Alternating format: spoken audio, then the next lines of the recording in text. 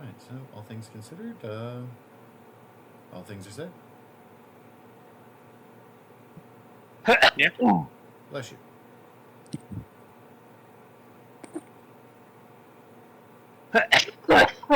Again.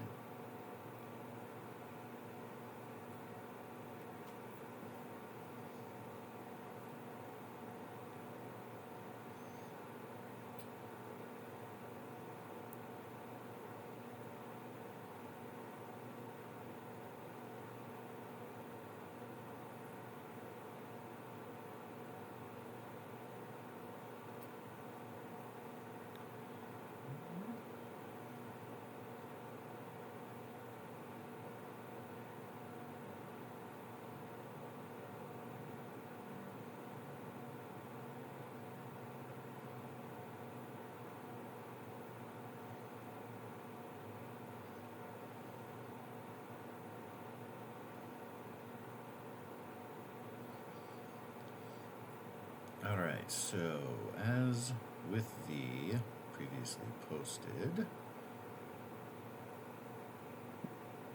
preamble questions, we of course know you will be traveling by train across the west into the area of New Mexico. For each of you, very recently, you were successful in a job or task. Everything went right, except for something in a very minor way. Some kind of wrench got thrown into the operation, but you were able to overcome. I'm curious for each of you what that task may have been and what you did overcome. This will have been prior to getting on the train, pretty much your last adventure or job of note. How do I move this playing cards thing? Would you like it just taken out of, like, made gone? Oh, I just need it somewhere else because it's right in the way of my plus and minus button. Oh, that's annoying.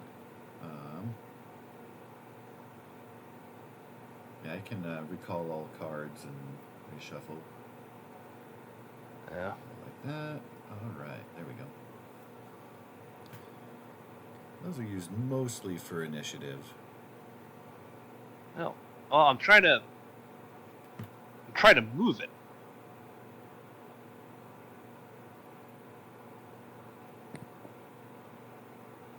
Do you mean the stack of them? Yeah, the stack. I can't don't think zoom. that moves. But yeah, I can't zoom in and out. I mean, I can click it, grab the ball, and do it like that. But like if I want to do a little bit at a time, it's literally in the way of my plus minus button. That is incredibly annoying.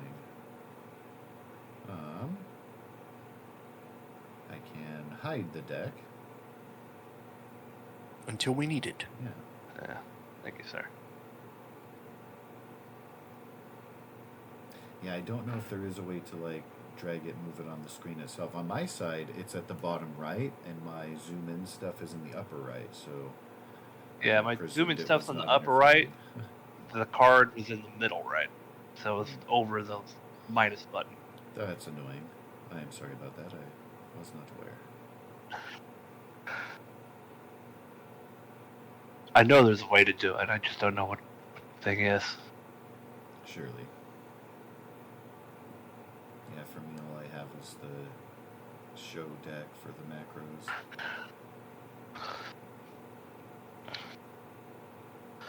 I'm going to chance it in and leave that to... bless you.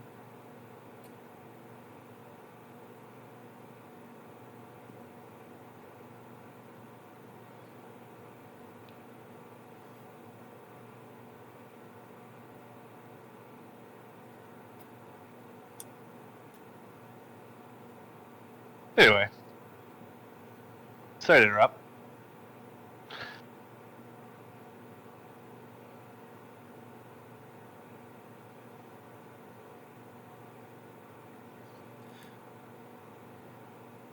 Indeed. So, each of you recently had a successfully accomplished job or task.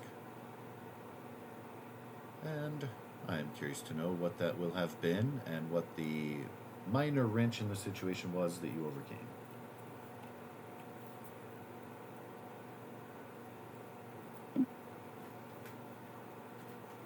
This will have been accomplished just prior to your heading to New Mexico for your own various reasons.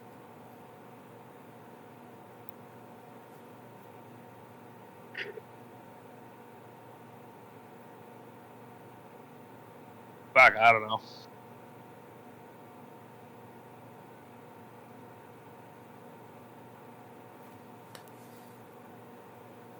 I think for me, it wasn't a glamorous job. It was more of a paternal one. He was setting up the care for the grandchildren before he left town.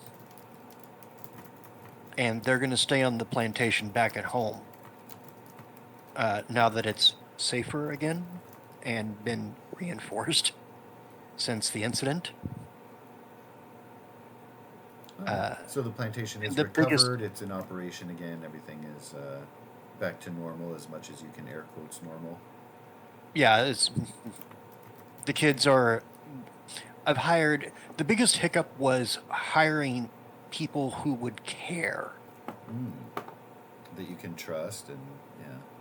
That takes time, because of course we all know why my characters got issues. Oh yeah. Paranoid is the middle name. Or no, it was Waylon. Not wrong. Or no, first name. Abraham. But Abraham, yeah. At any rate, what was the wrench that you had to overcome?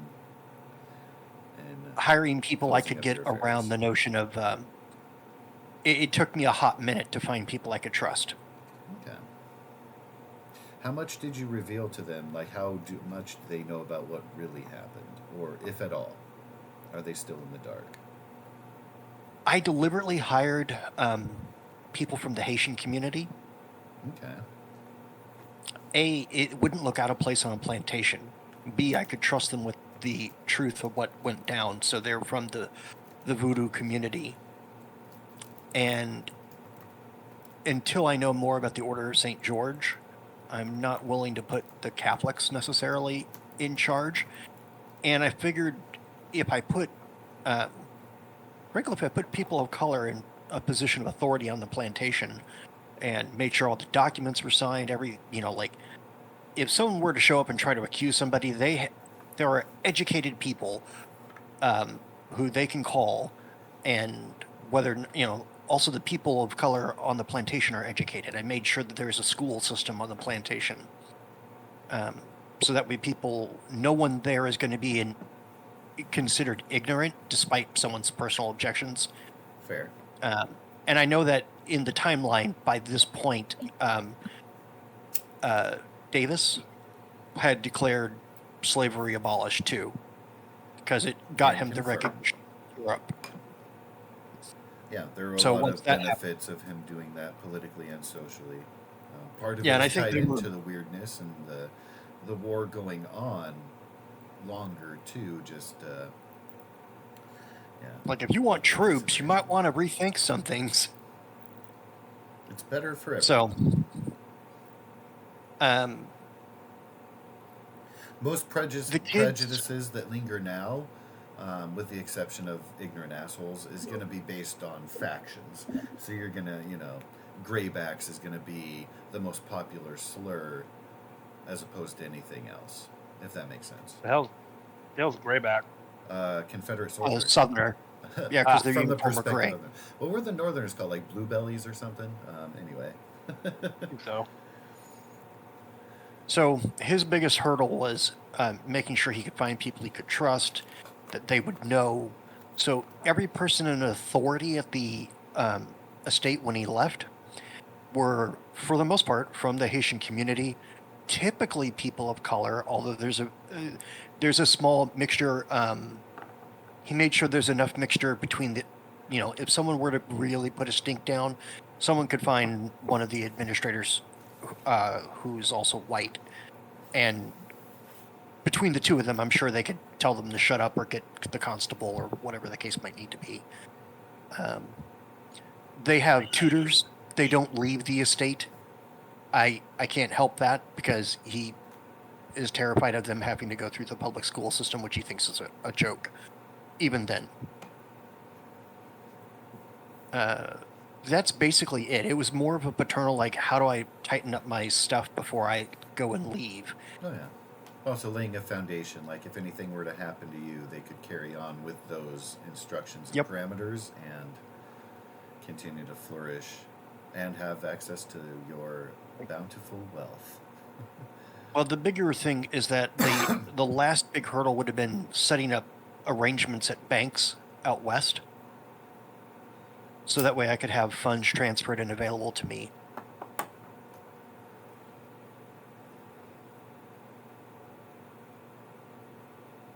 It's just all of that stuff. It wasn't a sexy mission. Fair. But good to... Yes, it depends on how geeky you are. It's good to cross the T's and dot the lowercase J's. Yep. Be thorough.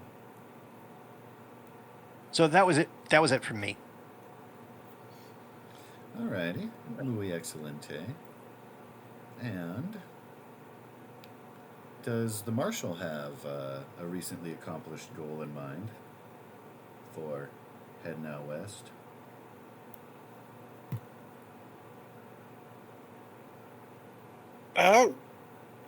He just finished up his last bounty in a interesting turn of events. He actually took this one in alive, and at one point had to chase the fucker down because he ended up slipping his ties. How did he do that? Things happen when you sleep. His name's Slim Jim. It's the greasy, greasy boy. You are welcome to name him what you like. Greasy Greg.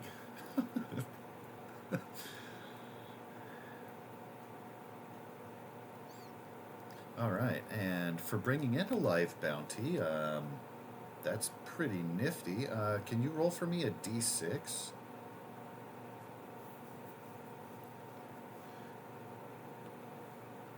All right, we are going to cut in half, and let's see, you got 5.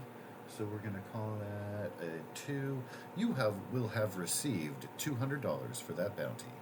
Merry Christmas. Woo!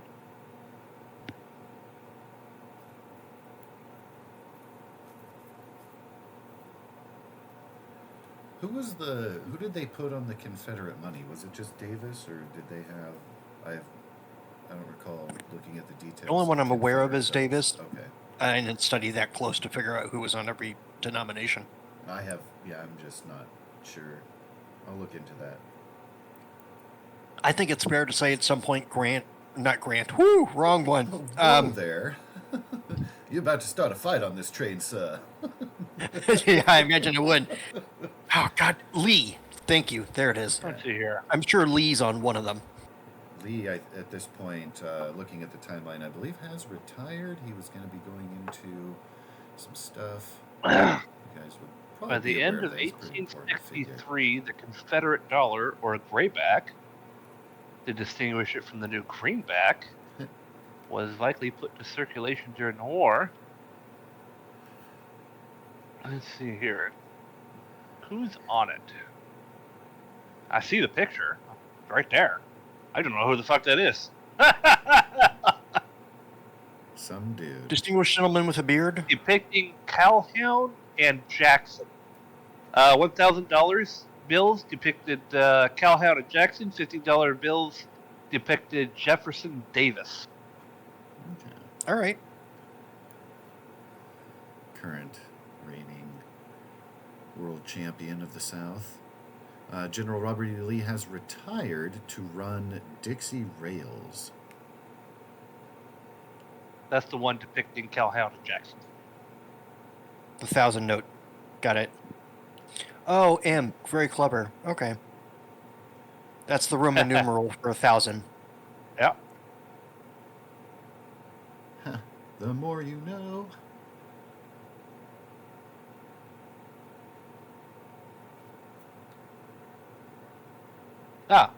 People featured on banknotes were Andrew Jackson, John C. Calhoun, Christopher Meminger, Robert M. T. Hunter, Alexander H. Stevens, Jefferson Davis, Judah P. Benjamin, Clayman Clay, George W. Randolph, and Lucy Holcomb Pickens. The only name I recognize out of those was Calhoun, actually. Oh, John C. Calhoun, Yeah. American statesman and political theorist, 7th Vice President of the United States. That'd be the one. Well, and Jackson, you said, I know, of course, Andrew Jackson, but yeah, out of the sub list given there, yeah. But those are names I want to know more of. The books also That's do cool. have like famous figures. They talk about in the timeline, which hasn't happened yet. Joseph Smith is big in the timeline. Oh, well, yeah, that guy. Well, Brigham Young is in charge now. Yeah. Something too. I actually have a Deadlands Savage Worlds book that takes place in the future of like 2100. Really? Yeah. Oh, wow. That would Interesting. be... Well, you know what And you're doing for the that- Christmas set. Right. Oh, Good there you call. go. The timeline document I handed out goes to 2094. There you go. So, and it references the books that it's from, or at least has a shorthand. None of those am I familiar with or have gotten into. I've been staying. At least not yet. Yeah. Anyway. John Wayne in 1977 dies after a long career. Becomes a Templar martyr, the saint of grit. Mm-hmm. I do not sure, that sounds completely legit to me. It's about right. Yeah. But Every time I think of Grim son of a bitch, it's him. where were we?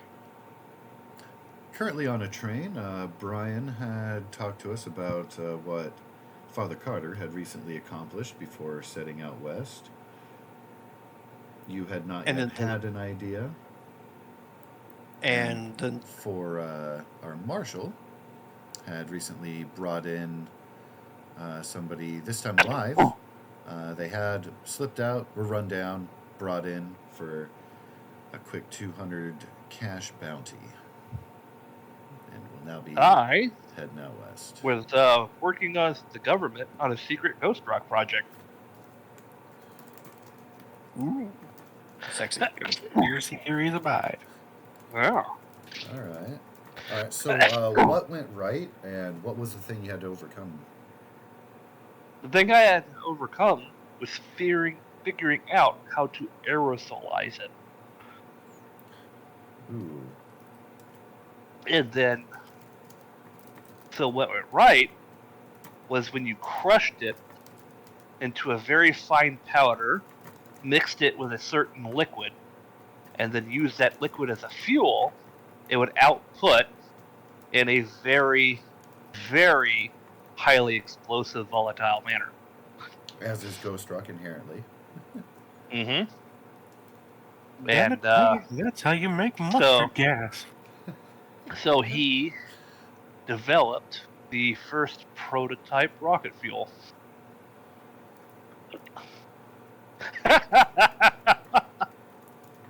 Which has then been handed over to the government. The V2 rocket won't be invented by Germany in World War II. It'll be invented by the South in the fucking Confederacy. Well, fun Terrible note, thing. the first rockets were in use in the Civil War. Yeah, that's true. And there were So, we had sugar rockets. rockets and stuff in China Yeah, they way sure It's earlier. the right time. And yeah, coincidentally, Roswell was a secret research project for war machines. It makes sense that they need more than just laser finger guns. Pew pew. Pew, ow! Look up hail rockets. Do you say hell rockets? Like there are 9 Eight- levels of eight- hell? HALE. Oh, hail. Hail. Yep. British inventor William Hale. Spin stabilized rockets, 1844. Yeah. Isn't that crazy? And Union forces deployed the Hail rocket launcher. Mm-hmm. Interessante. Turnabout is fair play, I reckon. Why not? Isn't that crazy?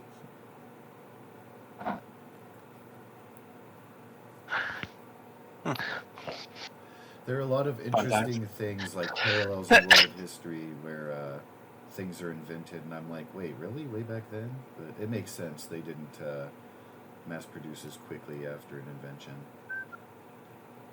Yeah. And then, advances in ground artillery quickly made a rocket that can only go 1,100 meters, obsolete.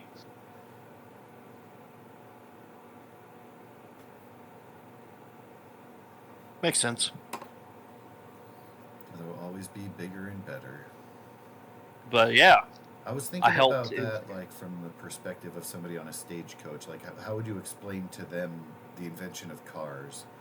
I imagine if this could go without that horse pulling it, but you don't need the huge ass engine that trains have, self-contained.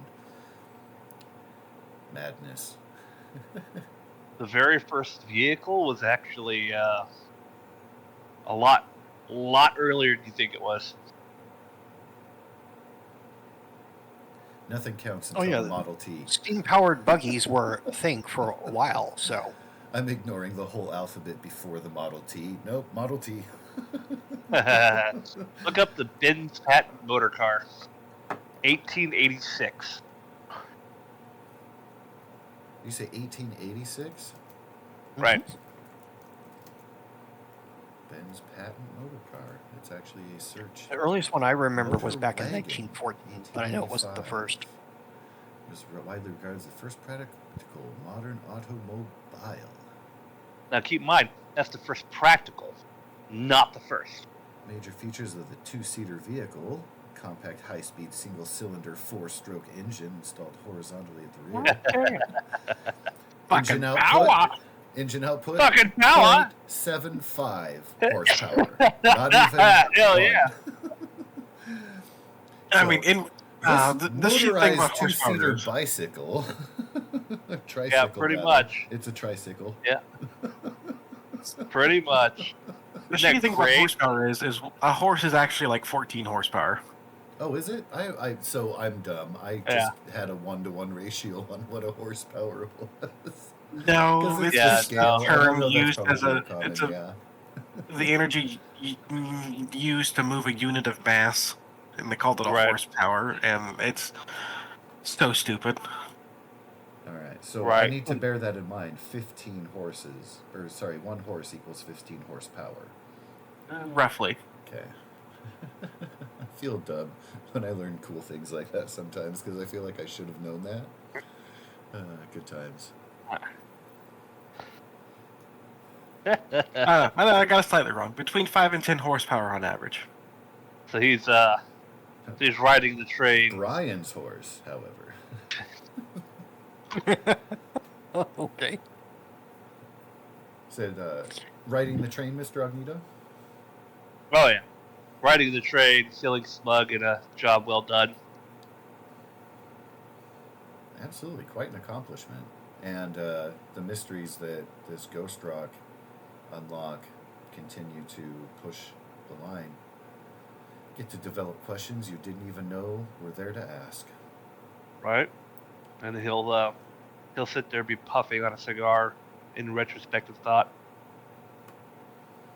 Yes, your current placement, where we will be entering in, will be just past breakfast, with the landing at the Hadleyburg station pending within mere hours, where for most, if not all of you, have been at it for a week or more, trekking aboard the train across the Texas desert and beyond.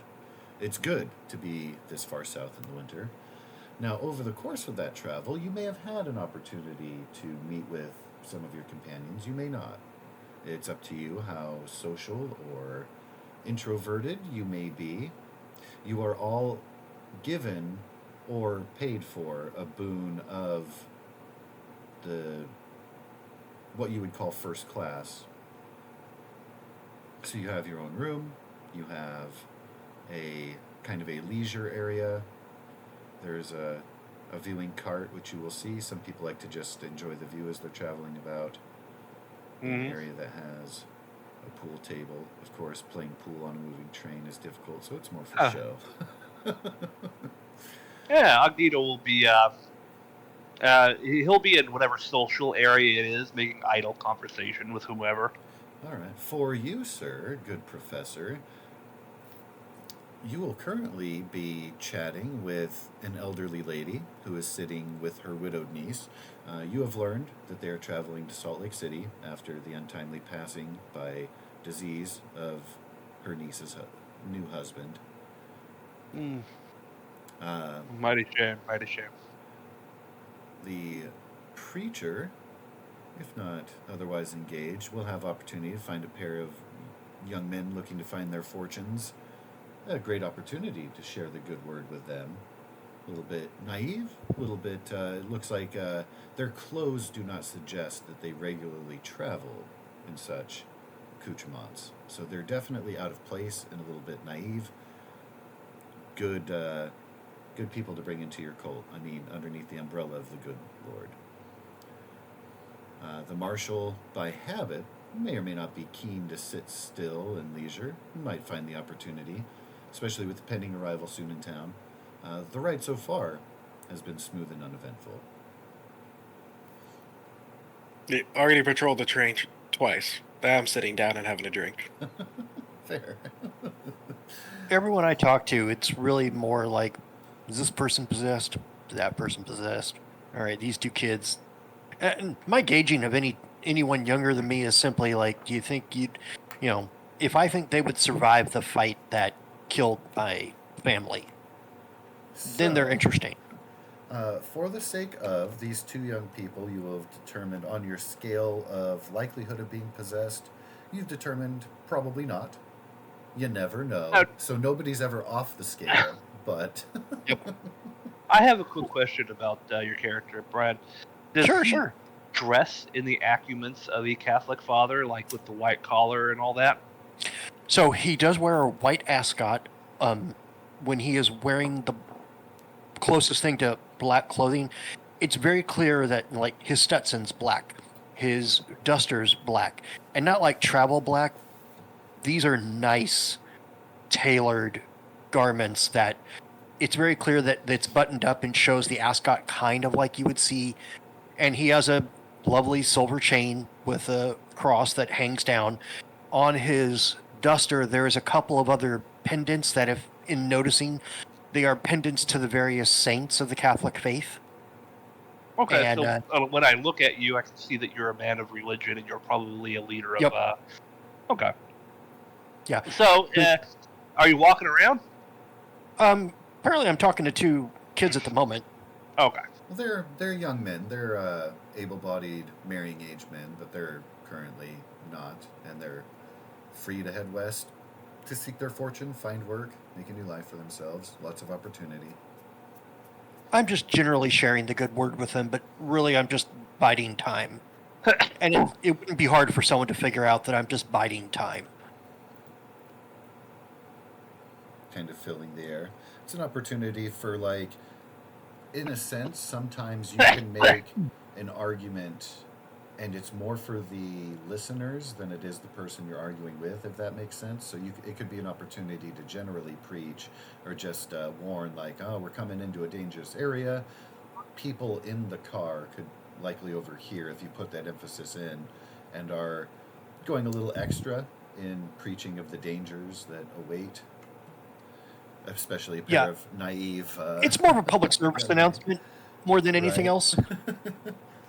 He doesn't really care what these men necessarily think of his sermon. It's more for the benefit of, like, if you've never been west before, that kind of thing.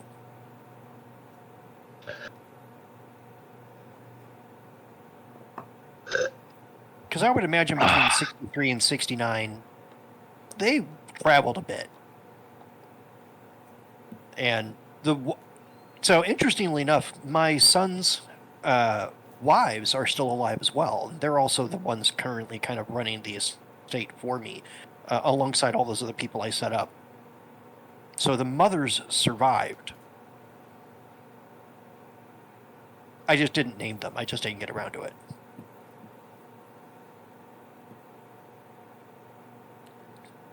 We will define as such.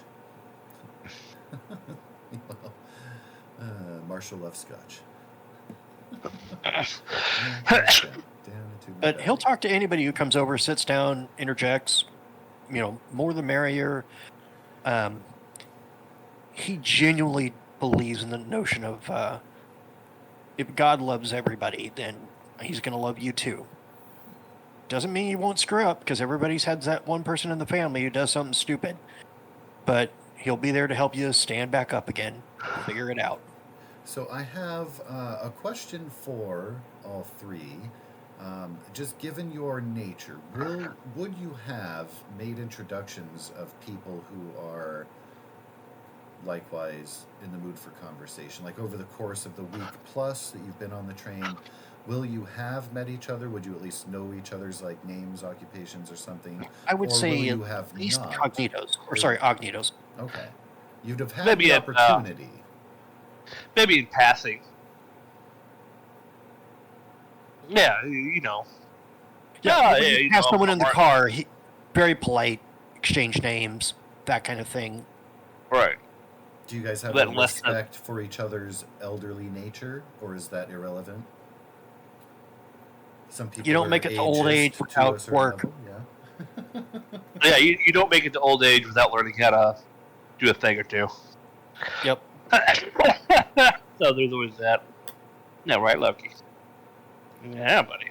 Yeah, and he would have asked Ognito at one point, like, is it doctor? And he when he's doing that, he's looking at his top hat like, I'm just trying to gauge how to properly address you. Yeah. Now, if he's in the presence of a woman, the hat's not on his head. But otherwise, yes. I imagine we passed in, car, maybe even the dining car or something, and it was just like, He'll introduce himself as GP Ognito. well, and then he would refer to him as GP. And GP is the title that he has apparently given either himself or someone has given him or something. What does GP stand for, sir? General Ghost rock practitioner. physicist. Ghost rock physicist. I love it.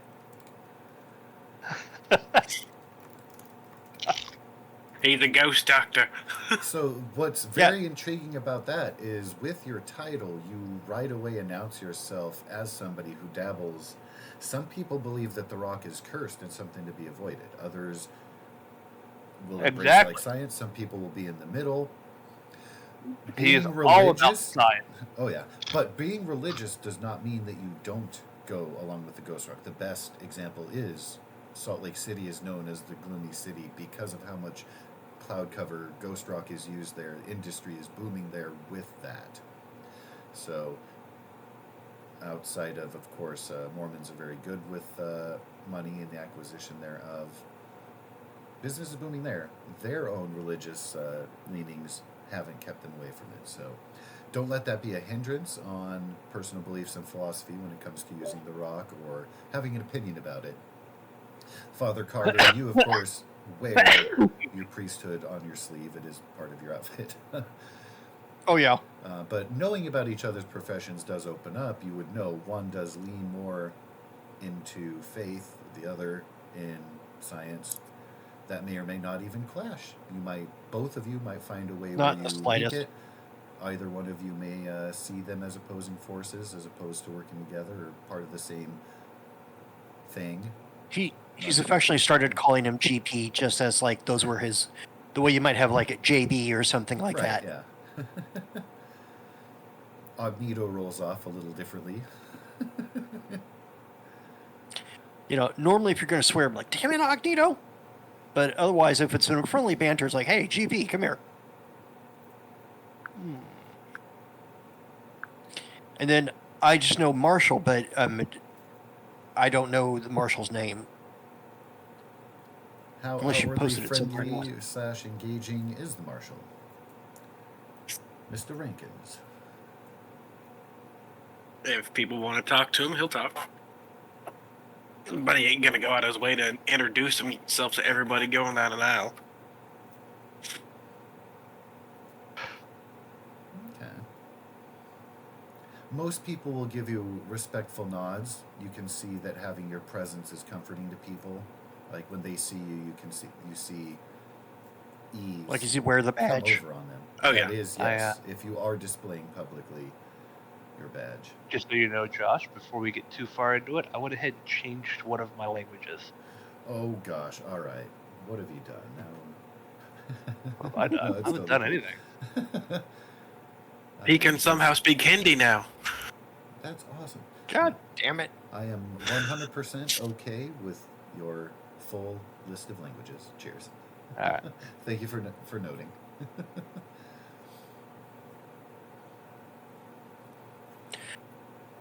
He'll probably just refer to him as Marshall then. Because I don't imagine there's too many other marshals on the train. I wouldn't think so. On this train, there will be hired guards. They won't wear badges, but they will be armed and Pinkerton at or a something few like that? different places in the train. Not government official. This would be hired by the line, Okay. and so they could be, veterans who maybe took a shot to the knee, like they used to be adventurers like you, but no, they. Well done, sir. Well done. But Smooth. any as far as any official representation, there would be on board a few soldiers. They may or may not be openly, hey, look at me, I'm a soldier on duty. But you being older and more traveled, all three of you can see in a man's bearing the way that he will look you in the eye versus somebody who's shifty will avoid eye contact, because you've seen a couple of those on board too. But official marshal brandishing the badge, Mr. Rankins would be unique in that. He's never tried to figure out Rankin's name. Just, that's the marshal. If, Rankins wants to introduce himself further, that's fine. Otherwise, it'll always be like Marshall. Father. Nods back. What is the marshal's very quick view on the good book, the practice of science, the manipulation of the ghost rock? Does he have an opinion? Does it play into his worldview at all? Everyone has their own beliefs. Don't force them down other people's throats, and don't make it my problem.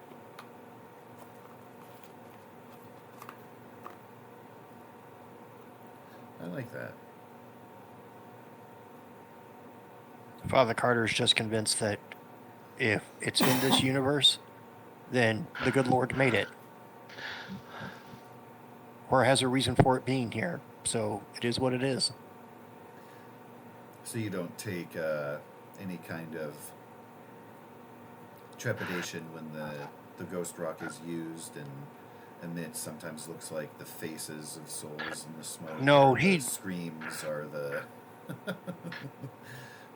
faint He'd remember a cries of time dead. when one of his kids skinned his knee, learning how to play, and he was helping him stand up again. He says, you need to be really happy about this day. Like, well, what do you mean? I mean, my knee hurts. And Gabriel, even your worst day is a gift. Because without the Lord and the world he gave us, you'd have no day.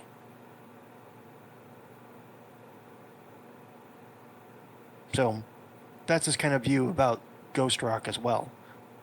The Lord put it in the world. For whatever reason, we'll figure it out. It is the good and evil of men that use such a thing, I reckon. Yep. Makes Guns are sense. here. The Lord gave someone the intent to make them. How you use that item is the same as when knights used to wield swords. It's a tool. You can do good things with it or bad things with it. So that's Father Carter in a nutshell.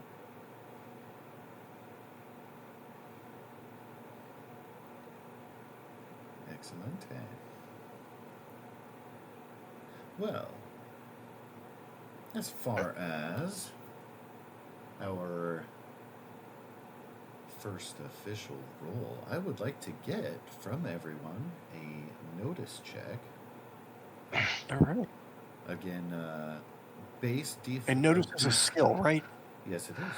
All right, great. Which you'll hear it referred to as a trait roll, which can apply to both your base attributes and your skills. They're kind of looped together as traits. So.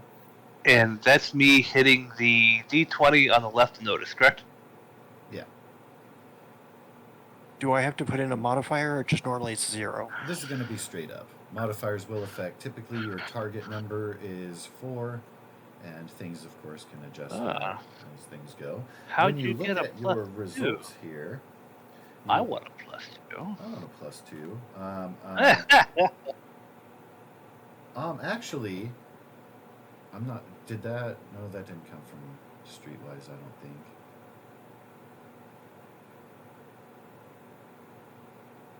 Well, anyone who got a 4 or higher technically succeeded, so. Absolutely. Now, when it comes to the I got it from that. Yeah. alertness, okay. Muy excelente. Groovy edge. So yeah, And you got a your raise. wild die that lets you have, just in case, it's kind of like maybe fate wants you to do better than what your trait roll gives you. So when it comes to your skill rolls, you get to choose the higher result between all of them. Again, unless otherwise stated, your target is going to be 4, so you can presume your success or failure based on that. Oh, okay. I'll let you know if there's an adjustment otherwise. So rolling a D4 minus 2 on an unskilled check is not likely going to happen on a 4. Right. But, so, You're But the wild die could still make it. exactly. That's why you have your wild die, and which your wild die can explode to put over. That's cool. All right, noted. Yeah. And you'll see with results, And- it'll shine green and happy when you have an explosion on your dice. Tobias got a raise. And yes, when you have a significant result that is over by 4, that counts as a raise. Usually suggests something special that comes along with it. Not always. Sometimes it's just an opportunity for a little bit of flair if you want to emphasize it yourself. Sometimes I'll say, hey, that will grant you an insert effect here. Some happy magic numbers involved. So, Father Carter, you are going to be a little bit distracted. You know, there's other people in here. There's a young man at the bar who's, you know, kind of side-eye glance, not really talkative, keeping to himself. We'll get up and approach an area.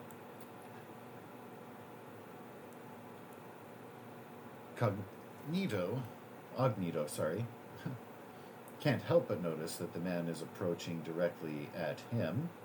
A little bit in your peripherals, but there's a man who's kind of made a beeline to come over, shadow casting upon you, standing in front of you and the 2 ladies you're sitting with.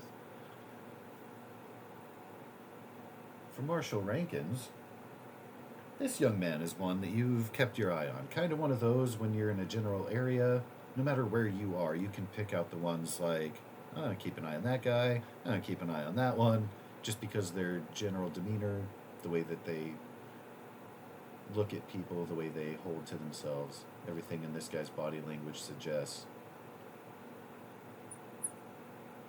a little bit of suspicious nature. His clothes aren't befitting, similar to the 2 gentlemen that the father is talking to, but they're kind of wide-eyed nature, they're general, through travel, they're amazed at the scenery that they get to travel through. The other guy, he's not pleasantly surprised by anything, very sneery. At any rate, you know that he is armed, but his coat will currently be covering. He's not brandishing a weapon. And this gentleman approaches. You, from where you are sitting, can hear. I'm just going to pop that up so you can get a view of this guy. Pretty scruffy. Again, Agnito, you are being spoken to.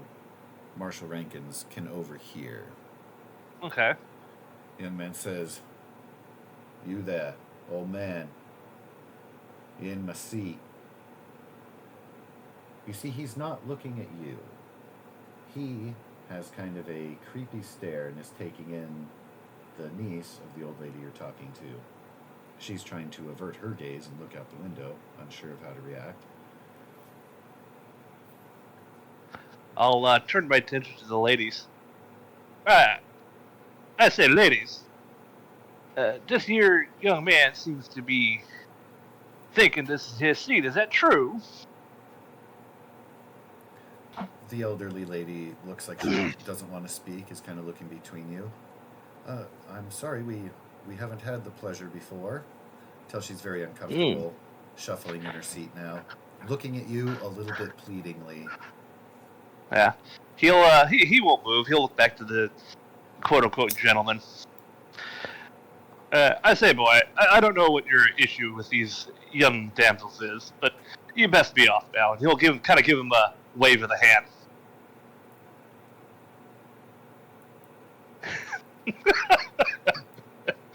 Oh man, I said, you're in my seat.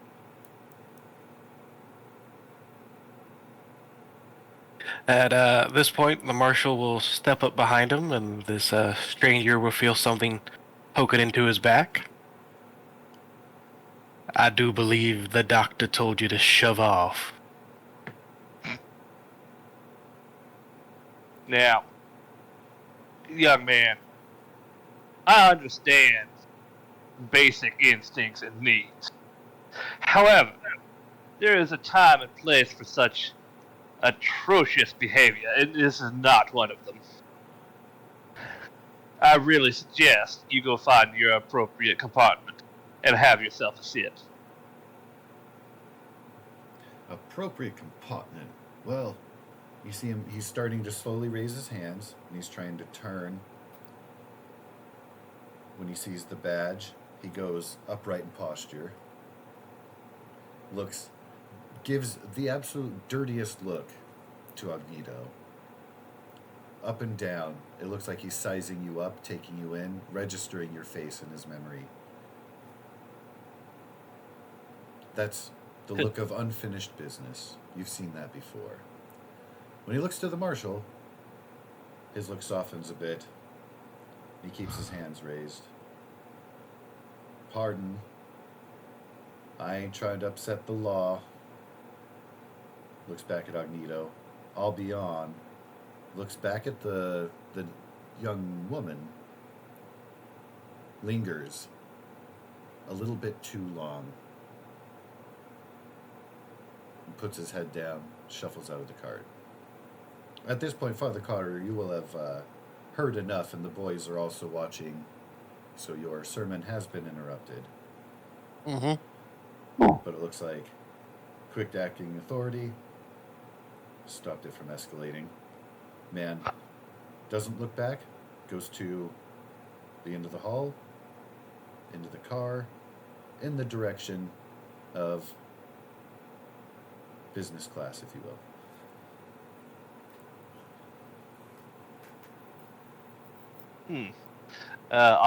In will stand up from his seat after he leaves and kind of face the marshal.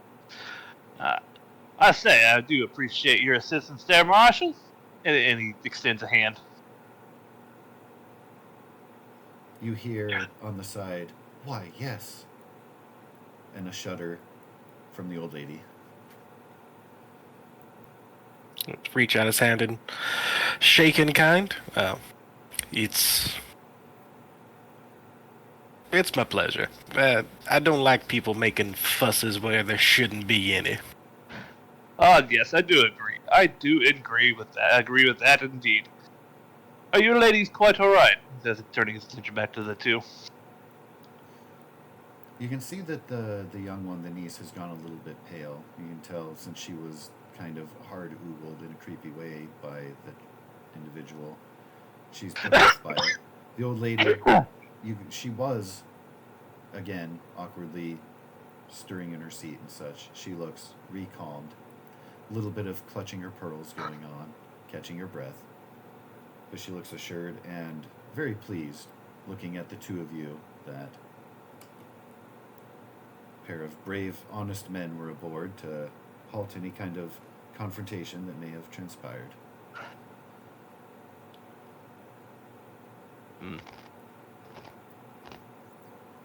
Is then you do notice that you do have a lot of people in the car. A couple businessmen, middle-aged couple, look a little bit wealthy, man and his wife. Kind of just looking around, trying not to look, but obviously looking. He'll kind of straighten his tie a little bit. Well, I do say someone should alert the ticket master about that there individual.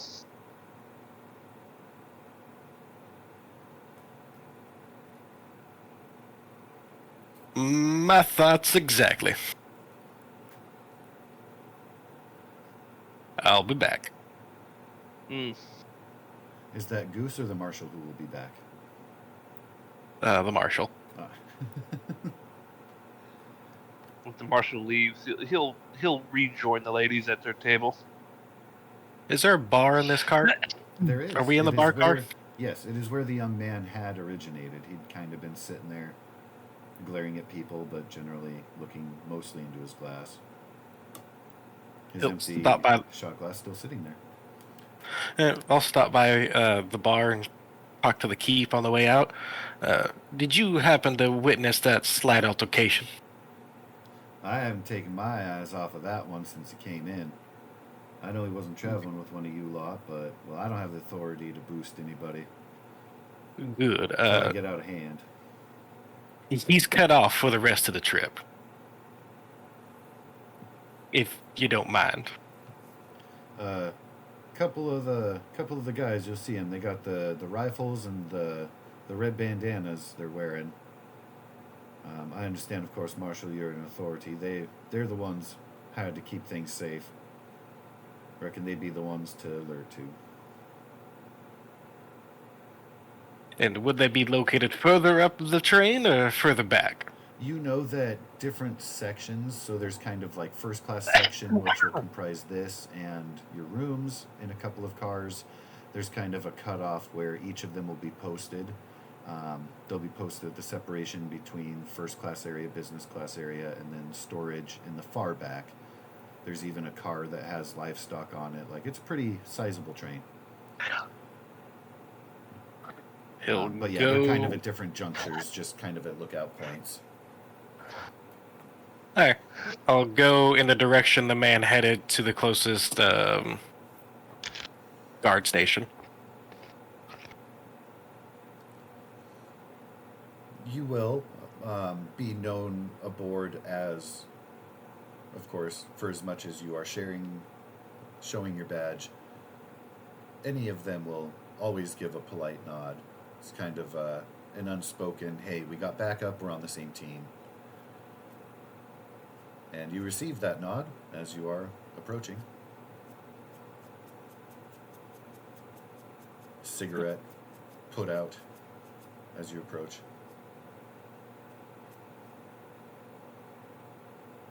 Did y'all notice a disheveled man, orange duster, coming this way just a couple minutes ago?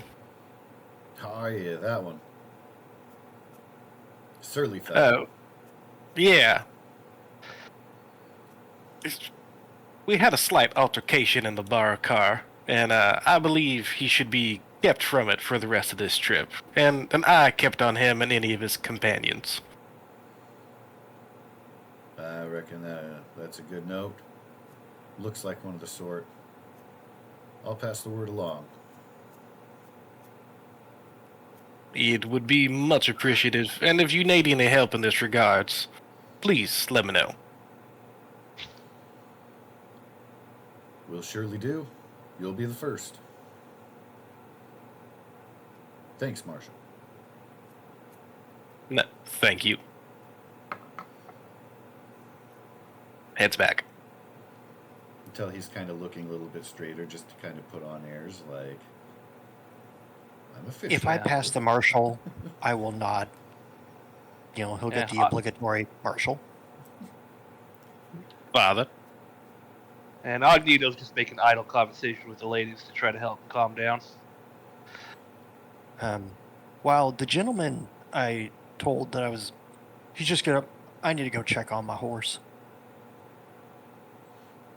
He absolutely intends to stop by his horse at a certain point, but in the process of doing so, I intend to find said gentleman.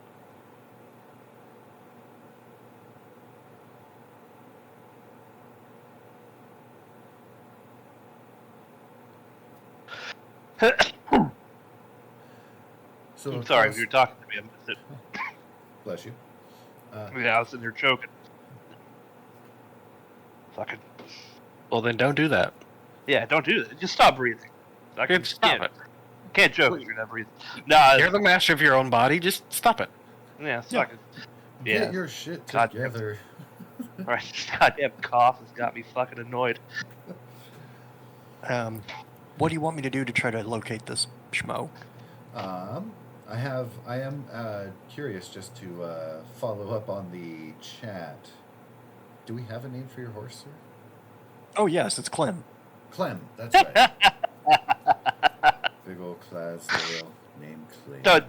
Don't mind my idle bullshit chat.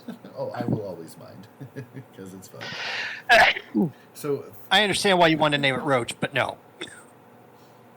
So the horses are going to be held in one of the carts in the far back. It'll take you a little bit of time to maneuver your way back there. Yeah. And of course you'll do the progression. The only reason I'm actually going to go check on the horse is so that I'm not lying. That's fair. It's a perfectly reasonable excuse. In the process of getting there, my more immediate attention is finding said schmuck. Said schmuck. Can I please get your investigation roll as going through? All right. Did I check investigation? Maybe I did. Is it untrained? No, it's considered. Oh wait, no, it's green, so it's there. I'm just not fucking paying attention.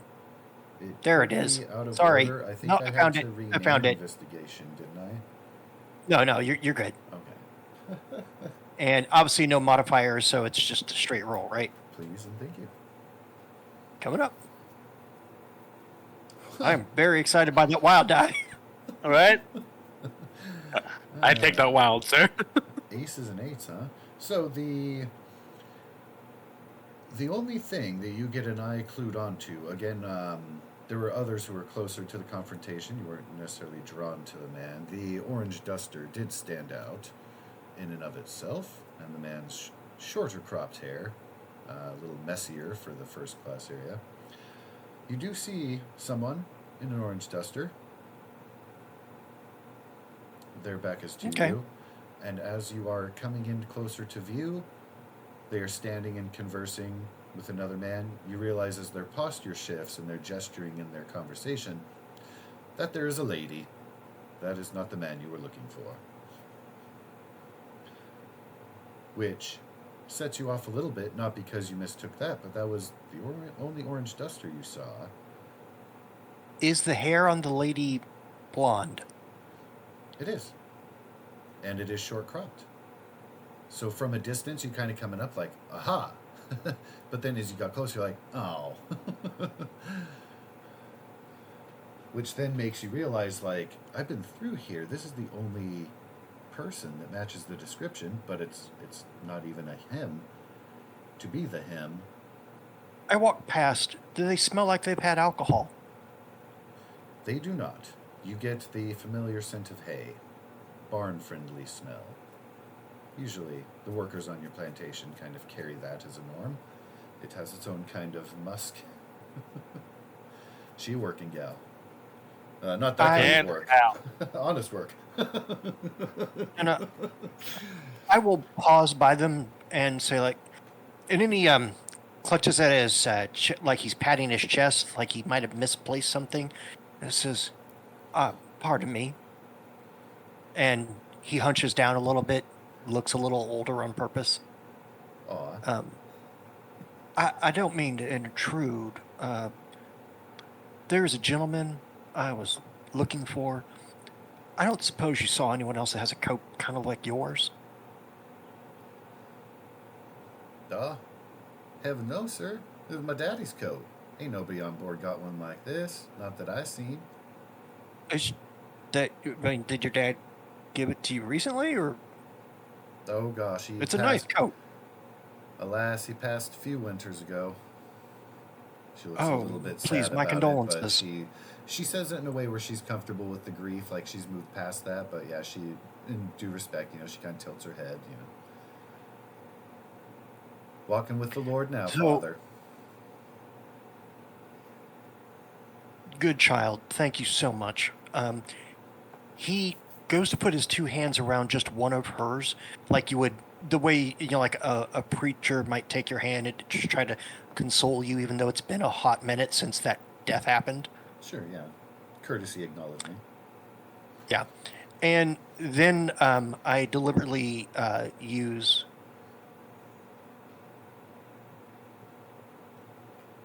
bless, and I'd like to see if it. I have a suspicion, and he's just going to do a small bless to. I guess I have to boost a trait or something. Such is your intent. He's not really into lying. That's just not something he does. So I don't want to just outright curse someone. Oh, well, of course not. So he'll give them a simple. But I do want to roll to see what the mechanic is for doing a power. Oh yeah, of course. So you will be using your faith skill, and you do have cool stuff with your edges that go along with your faith checks and the like. Yep. So do I roll With the faith skill to the- see if it works? Bless you. Pardon, yes. So you'll kind of invoke a prayer. You're welcome to choose your saint if you have a saint of instilling. I would say that in a situation like this, because you're not trying to bless her shooting arm or bless her arm and strength. I'm just going it's to try more to of like boost a her spirit rating. Yeah. Yeah, I'm just going to try to shoot her. Basically, I think if I succeed, her spirit die goes up by 1 for a few rounds. Yeah, and you can go above 12 if they have it. She's a regular citizen. Spoiler alert, she does not, but you absolutely can do a little boost to spirit there. And call in. He takes her hand, says, the beautiful thing about the light of the Lord inside all of us is that when we pass and no longer need this mortal coil or the husk that we wear, that energy, that power, can move from one form to another, and it's always with us. And it's with you now. And he closes his eyes and says, Heavenly Father, please give your shining light upon this lady, the hopes that every time she looks at that coat, it reminds her of something pleasant. And I will roll said faith die, no? Yep. Or faith skill? Yep. All right. And definitely check don't your have to- edges. Make sure, because I know. Oh, that's already added. All right, excellent. Boom. 2 raises. shakalaka. That wild die. Loves me. Fuck yeah, it does. Sure it does. Wild pastor you. So I don't know where her spirit was, but I get the impression it might have bumped up 1, 2, 3 spots. So, as you invoke your prayer, you feel a warmth grow between the two of you. You can see by her eyes that she feels it too. Her hand clenches a little bit, held in yours. Her eyes widen a bit. She's taken aback, a little bit speechless. Gives you a very slow nod. Why, thank you, Father. blessings upon ye as well. And a little It is bit so because- sweet to see the young be appreciative of gifts in passing. I don't wish to take up more of your time or your conversation. I have a horse to go check on. And he heads to the far back of the thing and starts to check on, I'll keep my eye out in case I see Blondie again, but I gotta be honest with you, out of character, I thought he was a shapeshifter, and that's all that happened, and that's what was going on. Huh. Yeah, oddly enough, the man happens to have disappeared. You've gotten away from where the areas are populated. There are those who are hired hands to take care of the livestock and who will help unload the train and that sort of thing that work for the rail, just like the hired guns for security. He'll pass one of them, just a straight up silver dollar, Oh, wow. and just say, like, I just came to say hi to Clem. Walks over to his horse a little bit, makes sure he's being, as long as there's food that's and whatever. the biggin, ain't it? Yep. Only one aboard. I ain't never seen one of them before. Some His kind name's of Clem. mutant. Weird. You get him out of the mountains or Nope. something? Oh, yeah. No, big ghost rock fell from the sky, and when it cracked open, Clem came riding forth. he looks back at him, and he just winks real hard, like, Can I real get a hard. persuasion? yeah, sure. Not my greatest die, but, well, son of a bitch, I still made it. He looks wide-eyed. He's now looking at the coin and the horse and you, because you say it with a little bit, even with the wink, he's just like, but that could be true. He's a simple folk, and the Lord works in mysterious ways. Who knows? Not him. Oh, son, I'm so sorry. He puts his hand on his shoulders like, I was just funning with you. I thought I thought we'd both have a laugh about it. I didn't mean to steer you the wrong direction there. You see, he kind of starts to be, oh, haha, gives you a little bit of a fake laugh, like, They say preachers never have a sense of humor, and I'd like to think I do a better job at it. Apparently, I need to work on it. Yeah, and he's not familiar with a person of authority playing with him, pulling his leg like that. I beg your forgiveness. If as long as you're not upset and you find it funny, then we're good. If not, I will happily apologize. Oh no, Father, you had me going. I'll be sure to take extra good care of him. No, Clem, you listen to this man. Just do what he says.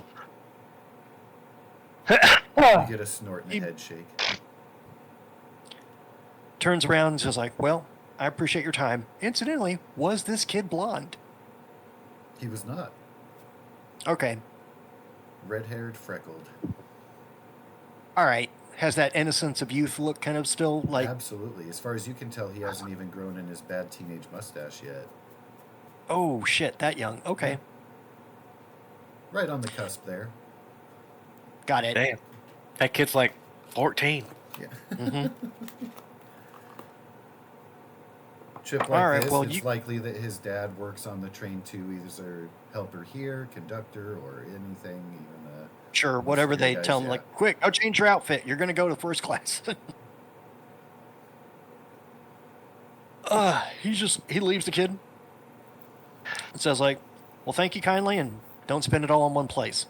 Because I realized back in the day, $1 could actually get you a lot, so... Oh yeah. Take your hat off, son. That's $1 bill. What is that from? I love that so much, but I can't remember. A Million Ways to Die in the West. Thank Yeah, you, that's it. So I head back to the thing. Wasn't able to find anybody, but at least I got to figure out how the power thing works. So, yay!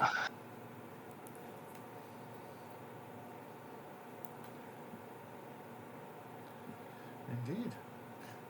And that will be the height of excitement as the train continues to lumber on. Should there be any follow-up from There. anybody, you're welcome to engage as such. As only a couple hours remain before you get to the next junction, your destination, town of Hadleyburg. Actually, on the way back from talking to the guards, I'll stop at the barkeep again and see if they have a tea set. There are a few tea sets available in the cart for general use. People are welcome to utilize them, and the bartender can fill one up for you. Requests are limited, but a few of the popular basic teas, such as your purview. This is the fancy cart, so yeah, they're prepared for those travelers. It's not like going to a fancy hotel, that kind of catering, but they do their best. Yeah. I'll get the pot of tea and a couple cups and go back and join the dock and the fair ladies for the rest of the trip. Offer the ladies the tea. Can I please get a notice check?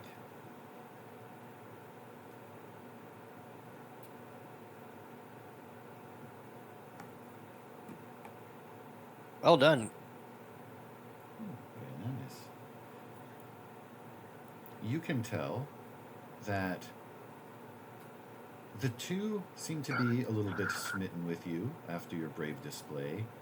At one point, the old lady nudges her niece, and she gives a little bit of a blush and avoids eye contact with people. You presume some What? kind No of love for the old conversation man? about, oh, look at the handsome marshal there. I wonder if he's taken. I didn't see a ring.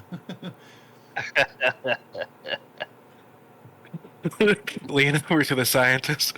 The The old latest lady limber. has definitely been intrigued with you. You've had a very pleasant conversation, but she hasn't been forward. You know that it's more for her, the old lady kind of being like to the I'm niece, who Steven. you know to have been widowed recently, but she's obviously a practical old lady because she's like, well, you got to move on. You're not going to do better than that.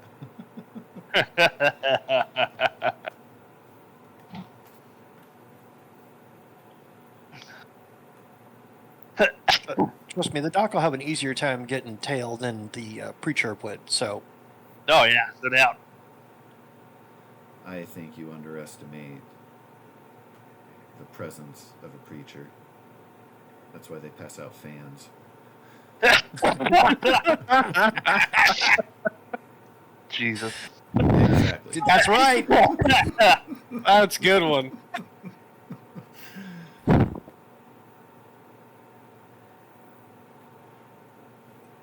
Oh,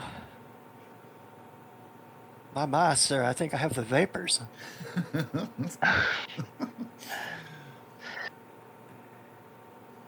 Jeez, that's funny. Do what I can. And so when Father Carter returns to the car, you will see Marshall has joined Mr. Agneto. You've had a brief meeting exchange with two ladies there.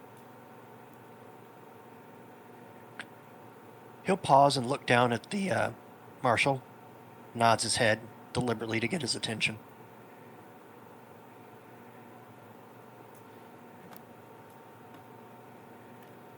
I'll look back up at you and be like, "Oh, I'm sorry, I took your seat. Here, please have it back." Absolutely, Marshal, you are where you're supposed to be.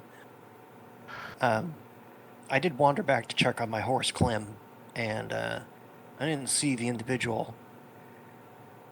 There is a person wearing an orange coat with blonde hair, but they appear to be a woman. I'm not entirely certain if he's already cast aside his garments. Just something to be aware of. That's good information to know. But the couple guards I talked to in that direction, they said they seemed to recognize his face, so hopefully they can keep him at a distance from these fair ladies. My hope as well. Lord bless to both of you. Oh, you too, Doc. You too. Well, on that there note, I do believe a nice little prayer said over these here ladies would be sufficient, as they are recently widowed, unfortunately, due to ill humors, you see. Oh, if you would, Father. We'd appreciate I'll be a happy to. blessing. In fact, I'll make this simple. May I have each of your hands? He's looking at the two ladies. The old lady eagerly brings her hand up, then gives He takes a one slight of nudge, her hands and in his. her niece will then comply. Every day in the Lord's world, some things happen that are good and some things happen that are not. The not I need things to test our bow patience. his head, respect, but he's not actually praying. Anyone Oh, no, that that's has their fine. eyes open can see. It is Back for off my us to hat. know. It is for us to know that through the trials and tribulations of our lives, we appreciate the things that we have left and that are around us. Family, friends, caring individuals who look out for one another. As he looks at the marshal and then looks at the doctor, because he knows the two of them kept the schmuck away. And know that there's always tomorrow, because the sun's going to rise. It's just a matter of how we want to greet it. And I'd like to roll it again and give them both the same thing I did to the other chick, because I can. By all means, sally forth. Yeah. Faith it Just up. 'cause Let's you go. can. Faith it up. Faith all the way. Fuck yeah, Oh, dog. shit. God. Can I say I boost at least like some spirit in both of them? Absolutely. Your raise can My spread spirit's across boosted. there, and then yeah, onlookers feel the glow. Oh damn, I might need to convert. It is quite a beautiful moment too. After having passed like an awkward, tense exchange, it's a good omen. Kind of coming into the new city. Some of you with new prospects. You know that they're continuing on to Salt Lake City, but it's puts a little cherry on top. And when he's done, he says, "Now, if you don't mind, I'm going to read the second best book that was ever made. And please don't hold it against me," as he pulls out a copy of Frankenstein and starts to walk away.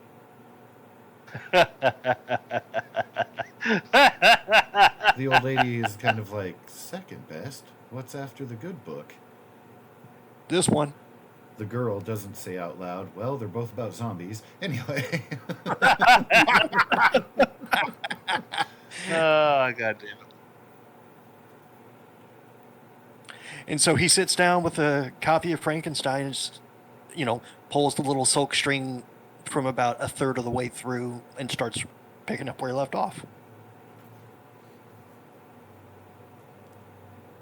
Puts down a thing and asks the bartender for just a nice cup of coffee. He's got that on tap. Done. But he just puts down that silver dollar and slides it across the bar to him. And it just sits there at the bar and is like, "If you need me to move, let me know. Otherwise, I'm just going to be kind of occupying this spot for a bit." I'm sorry, I was going to ask how you take your coffee, and then it reminded me of Airplane. I'm sorry, I couldn't stifle a giggle. Jeez. How do you take your coffee, though? Serious ask. I like my coffee like I like my women. Yeah, right. Bitter. Strong enough to kick me in the mouth. Why, what did you think I was going to say? Bitter. Bitter is a good answer. I like that. He takes his coffee black, 1 cube. Like my coffee like I like my women. Black and full of scotch. God damn. Who was it? Yeah, right, Somebody but- was talking the other day about using the Sean Connery voice. Give him a real slap. Just give him a slap. God. It's a wicked world. So he just sips his coffee and he's reading through. I can't tell you the number of times he's already read through this book, but he loves it.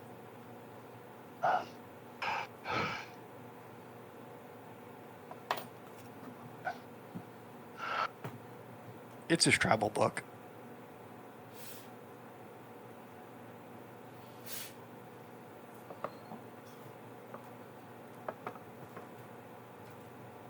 Because for him, he's like, you know what? The Lord does work in mysterious ways. Get a load of this other guy who came back from the dead. With that body. Yes. That one's about science. Science and faith have a lot in common.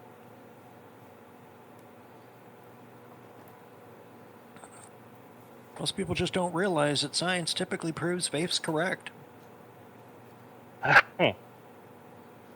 As you would presume to expect. Of course, everything in the world would be validating of God's word because it's God's word. It's right there, all around you. Yeah. Didn't you remember the And part the where it birds said and God the made trees, everything? And the laugh of every smiling babe.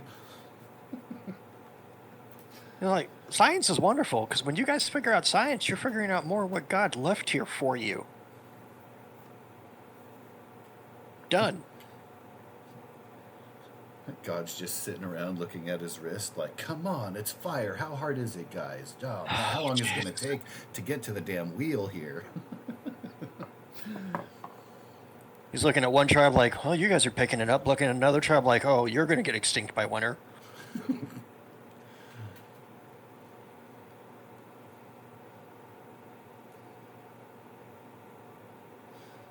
But yeah, he just sits and reads it, leaves the rest of everybody to their conversation. Absolutely has no problem like talking to people. Just sitting there casually reading. You know, the two gentlemen look at him early and just kind of gives him a nod. Will occasionally it's like, just remember what I said. And just doesn't even care about what their answer is, just goes back to reading. That's whatever you're talking about for you. Yep.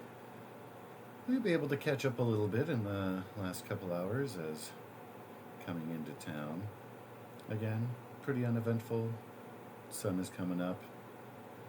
Not quite noon, but getting close. And of course, a train of this size, there's going to be a little bit of time spent with some unloading and some people. Yeah, I gotta get my horse and my wagon off, and of course. so I'll be Bustle standing of around the. people saying their hellos, their Goodbyes. etc. Yeah. Can I please get from the marshal and from the father a notice check? Okay. I am not paying attention, just so we're clear. I damn near screwed that up completely. It's a really good book. It is a really good book. I'm going to say that girl in the duster.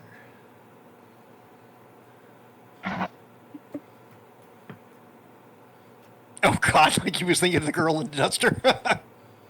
Meanwhile, not getting much past the marshal. Of course, he's got eyes out for this sort of thing. Unfortunately, Magneto is situationally oblivious.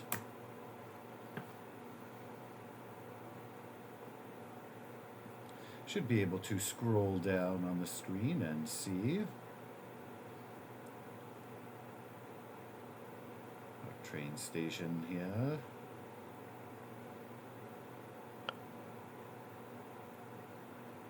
Where our marshal, our preacher, our scientist, and a few raggedy looking people stand out.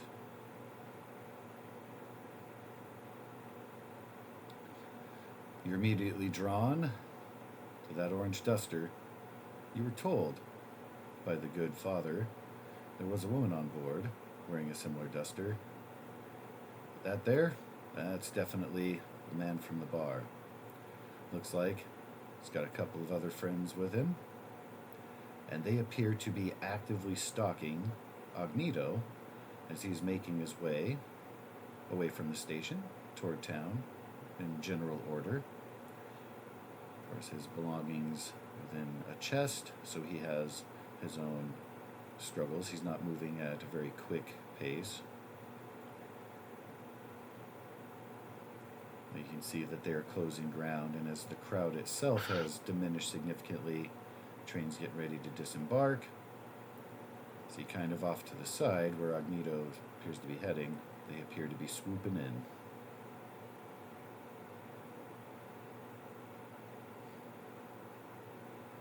He's just walking along, kind of muttering, just to himself. Back in my day.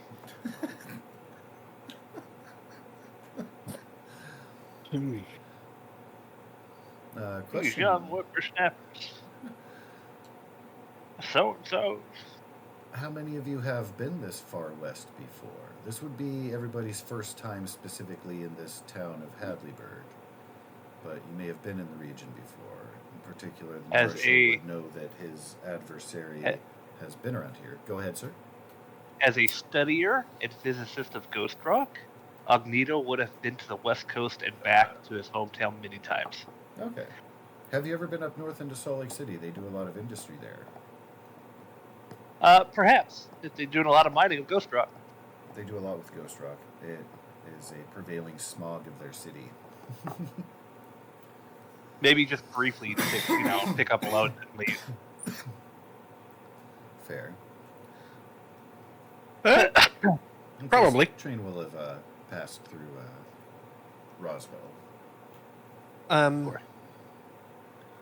Carter's been out this way only one time, but it was here. It was Arizona, and they were, it was the wife with the kids and him hunted down a creature of some sort. He was really there for support, and it was the kids and the wife that did the hunting.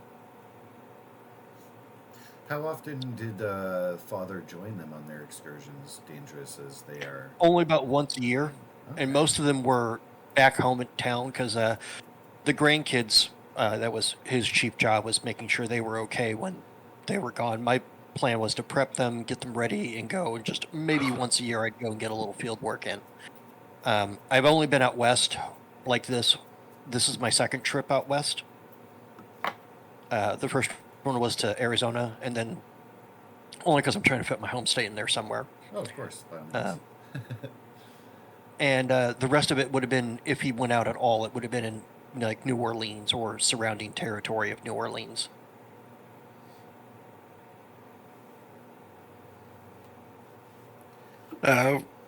Marshall's probably been not all the way to the West Coast, but probably to at least Nevada and Colorado, but probably not all the way up to Utah.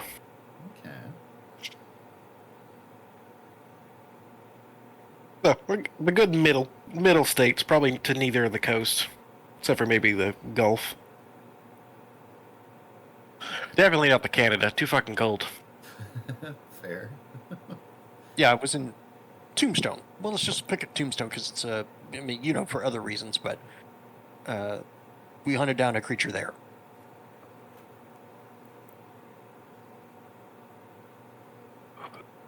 Hell, there might even be a movie made about your exploits. Well, There's not a lot. mine. There's a lot of that fucking horse corral. Yeah, there's a lot of movies named Tombstone. Mm-hmm. The moving pictures are weird as shit, especially with those Ghost Rock projectors. I swear, it's like they're talking to you. They say they can do that. I don't believe them.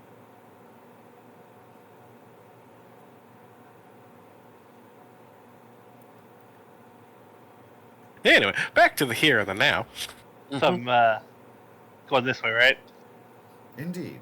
Current trajectory on the way toward town.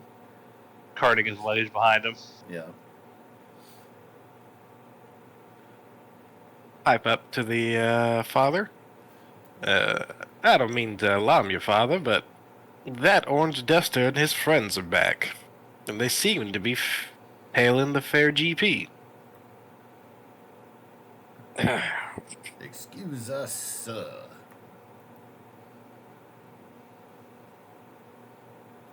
They are, in fact, closing in on him. Over yonder.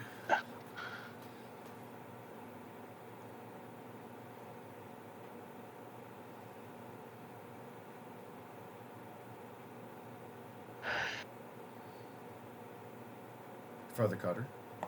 Oh, I apologize. My wife asked me a question. Oh, okay. You've been Sorry. verbally been He looks over. by the preacher, or sorry, the marshal. Satan is persistent sometimes. All right, let's go. When we're done with the dealings with these whippers, I have to come back and get a wagon. I say that, Ah. sir. You hear, Mr. Agnito, the voice is louder. You thought you kind of heard something a little bit. Now you can for sure. He'll turn around.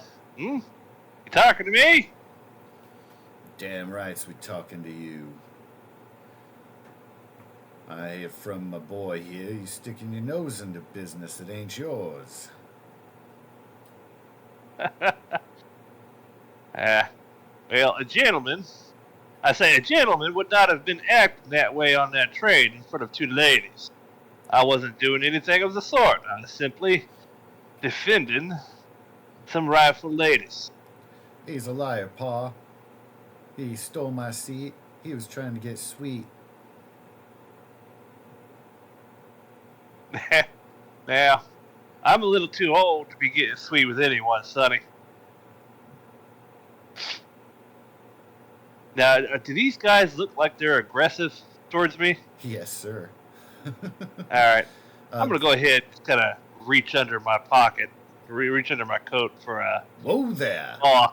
You handheld. three dusters in unison have whipped coats back to expose branded pistols.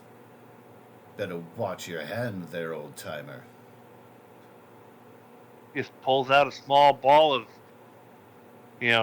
string and twine with a lever on it. I was just sitting here reaching for my little device here.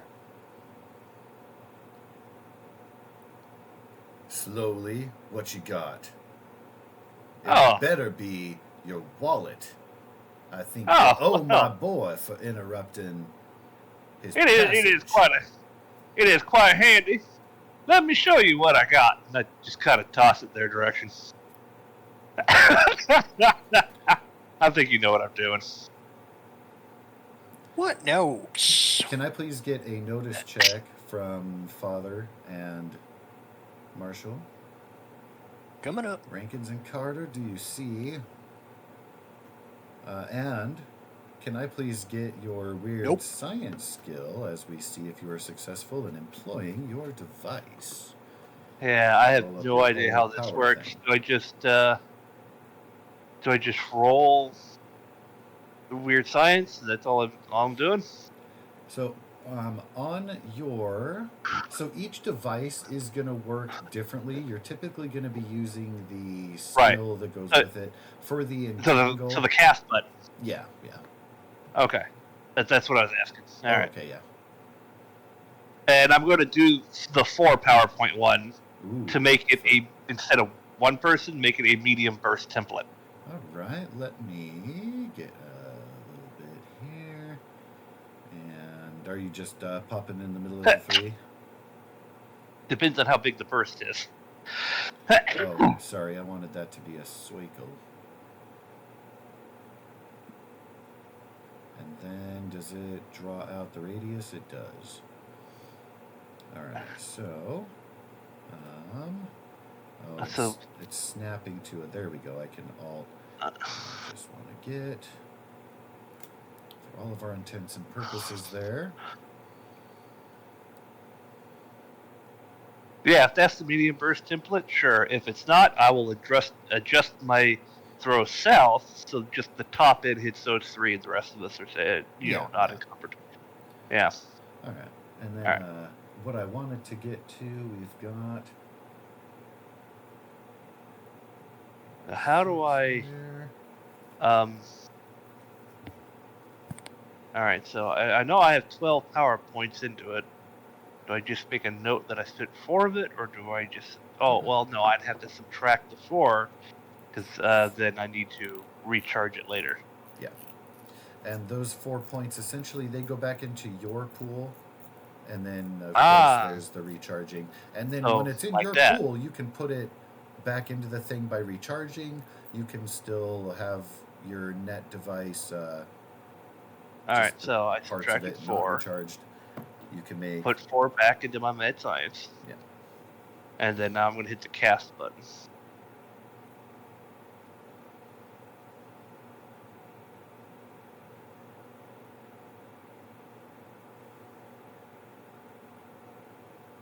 Is opposed. No, that's a shite roll. To be honest with you, on a D10, but So what we agility. hadn't talked about, you do get to, at the beginning of a session, you get to draw out of Fate chip pool.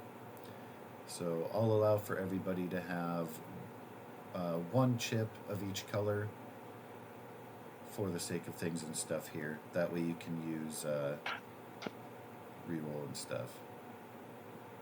Your red and blue chips can be used to add a dice to your result. All right, If, I won't worry about it such for now. helps. All right. Josh, I have a question about the chips. Opposed by the target's agility. But it can wait till after this is done. Okie doke.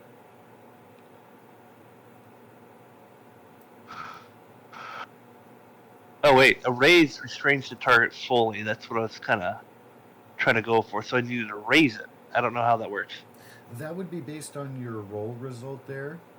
If you had gotten 8 plus. Ah, that okay. would've- Yeah.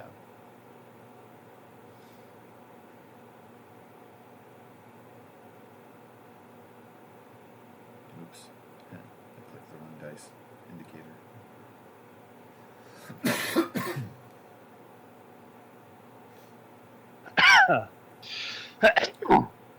Bless you.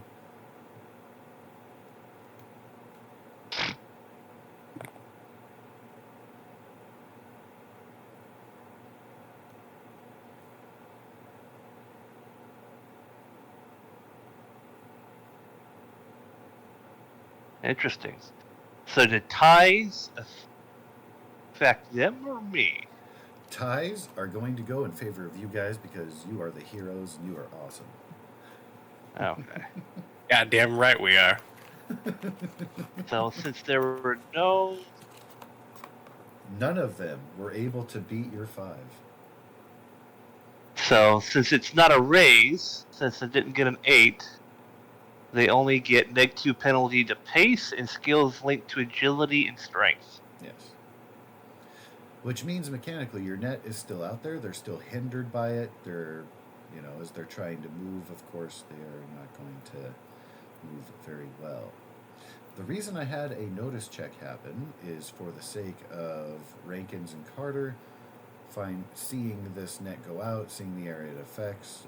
Farther Carter, you are unfamiliar with this technology. You do not know what awaits therein. Marshall Rankins has a good idea to avoid. Just for the sake of observation and flavor, Father Carter is just a little bit less aware of the predicament. I like how it gives I like how it gives up the description up at the top of the spell, whatever device I'm using. I absolutely love it. Yeah, the trappings bit is quite great, and that's why too I encourage you to be fun and crazy with that.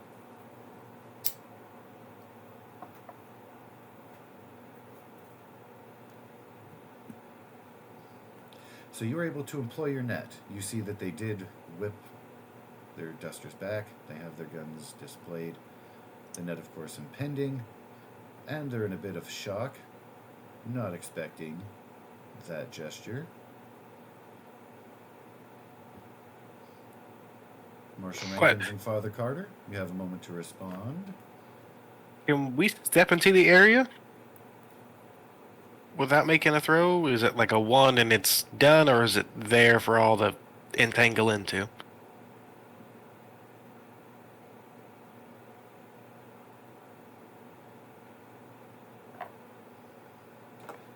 When it comes to...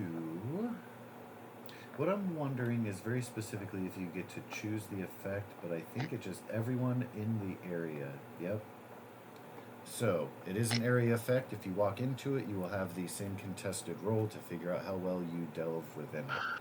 Father Carter is less aware of that being an issue, but you yourself, Marshal Rankins, you will know that if you step in there, that net is can potentially entrap you as well.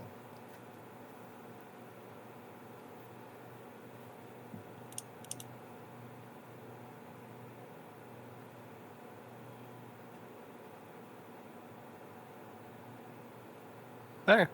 I'll hold a hand out and try and stop the father from walking into its netted area. Father Carter, I will give you a free notice check to see if you catch on to the heads up.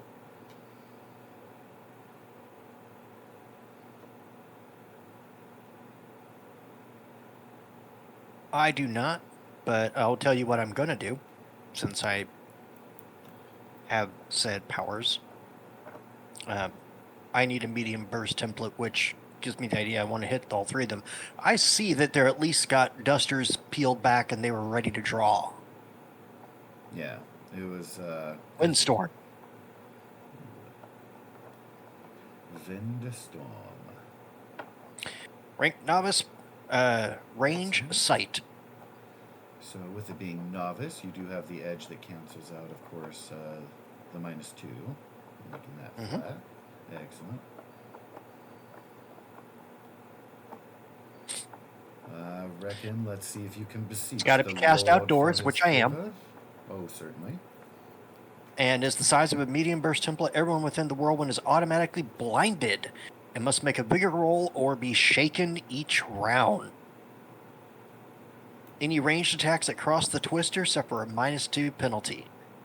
The caster can move the windstorm as he wishes each round at a pace equal to his spirit die, which -12. If the caster takes any action other than concentrate on a spell, he must make a spirit roll. So my goal wasn't to get closer, because I know how much I need to work with. It was to get close enough that I could keep them from shooting the good doctor. Certainly. And how much do you gesture with this prayer? He throws his arms wide and says, Excellent. "The Lord have given you the brains, and apparently you have decided to drop them. As such, you will learn to see again." And he smacks his hands together with the loudest clap you can possibly stand, as all the dirt in the area comes grinding into a spiraling circle up around them and just encases them in a dust ball. It's like, you will not lay lead upon a person of character. All right. So with your prayer, please go ahead, if you will, with your faith check. See. I'll get better with your the prayer stuff soon. spellcasting. Oh no, I Because love it. this is fun to do. Yes. All right, no other modifiers. Let's go. Oh, shit. That'll do it. Add up. The three of you can see, with the combination of the net, with the combination of the windstorm blowing here, they are trying to hold on to their hats and their coats. They are no longer in aggressive mode. They are trying to survive this sudden dust storm that seems to only affect them.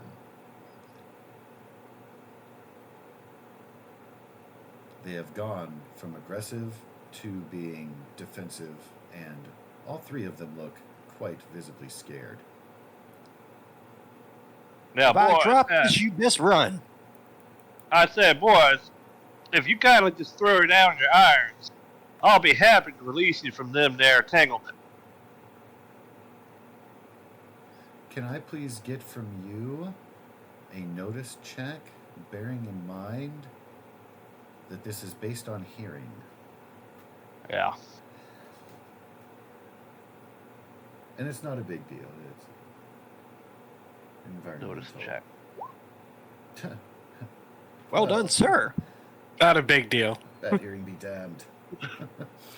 You hear the clatter, 3 pistols thrown almost simultaneously to the ground.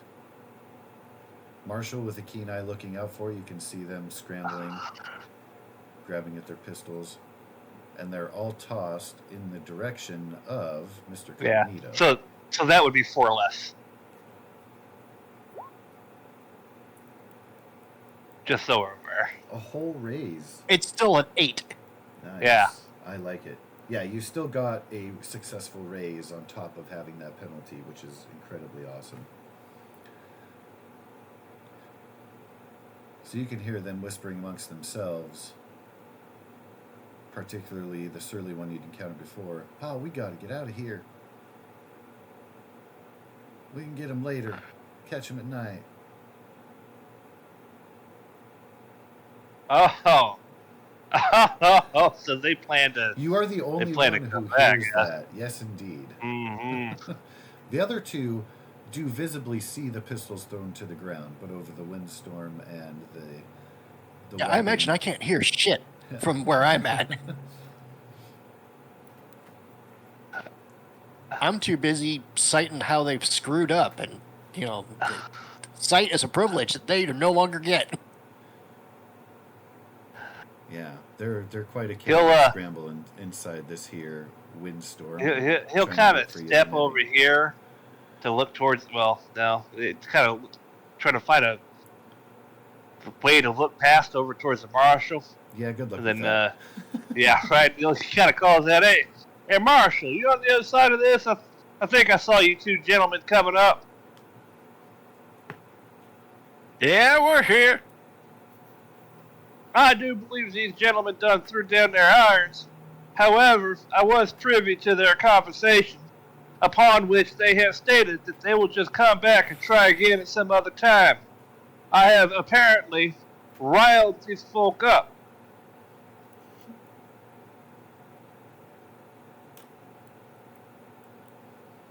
And I believe to be in need of assistance of a lawman.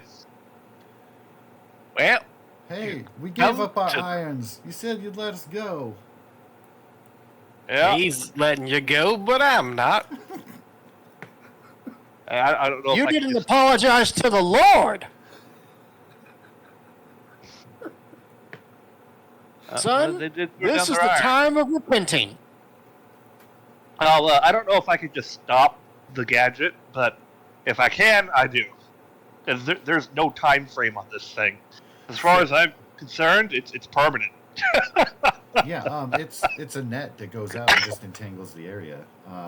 As you Yeah. want to flavor that, you can have as part of a function of the device a way to like reel it in, if you will. Because of course you can recharge it and refunction it. So there, I presume, Right. would be a way to kind of haul in your net and repurpose. Yeah, I'll go find the one bit of rope that's colored. Give it a tug. That's a really good. Like this one little strand that's like red, and like yank. Whoop. That's pretty good. All right. Still remains is a windstorm. You see through it a little bit. You get glimpses. They're still trying to struggle with their clothes. You see also being a little bit free that they are starting to kind of meander through. They're trying to catch their bearings. They can't see, of course, but they're trying to echolocate. They're still shaking. Yeah, they're quite a bit of a tussle up in here. Whee! Oh, when I see them moving to the marshal, he'll drop it. That doesn't. You can. If they move in the direction of the marshal, I'll. If Not they on move in the direction of purpose. the marshal, They don't Okay. move there with purpose. They're kind of Yeah, they're stumbling around. Yeah. yeah. so y'all lay down now, nice and pretty like, or I can keep this up as long as the Lord's into heaven. The one wearing the duster and the other companion who has this far not been speaking, both very slowly, arms outstretched, lay down. The one that they refer to as Paw goes to his knees, has his hands up, but does not lay down. It's fine, I'll take it. Marshal, you ready?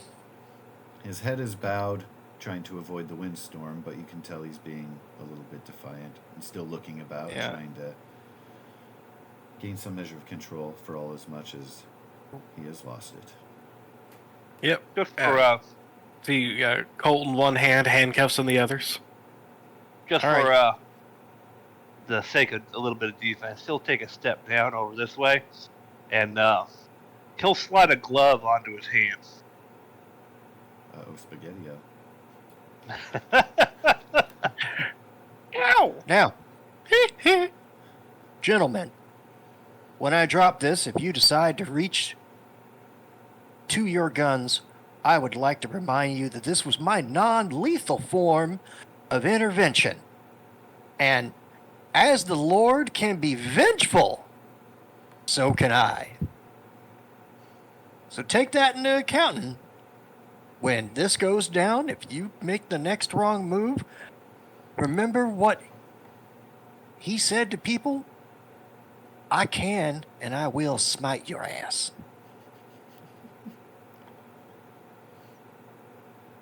And then he lets the windstorm die.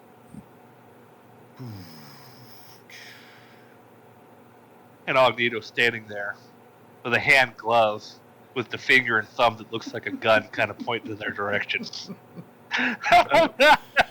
Which one's the paw? The one furthest away from you. Closest to Agnito. And the two are just, the other two are just laying face down and being wordless. He will, in trying to get his bearings now that he can actually see, when he sees the marshal, he will maneuver himself, kind of shuffle, still staying on his knees with his hands up. But he is giving you a very defiant look. And my hands are still spread wide like I'm ready to go. Kamehameha. Yep. No, none of that. Holster my Colt and grab his wrist and put him in handcuffs. You know we ain't done nothing. We'll be out. In time for supper. You got Well, nothing from on what- us, lawman. From what I understand, you threatened a man's life. Now, No such thing. Premeditated murder. Then explain what you needed to do and draw in your weapons and demanded my wallet. demanding wallet. We got armed robbery on the charges. He steals a And, glance to glare at the old man. But he says I will nothing. go over and pick up the guns. You are in the possession now of 3 extra Colt Army pistols. They are in worn condition, but still functional. Fantastic. And I can give you the stats for those if and you ought. We'll deal with it after the game, but basically, I'm keeping them. Fair. Because I don't want anyone to make a grab and a dart for the gun. Just like, oh, these will be nice. Thanks, kids. You find all of them to be fully loaded, all 6 shots.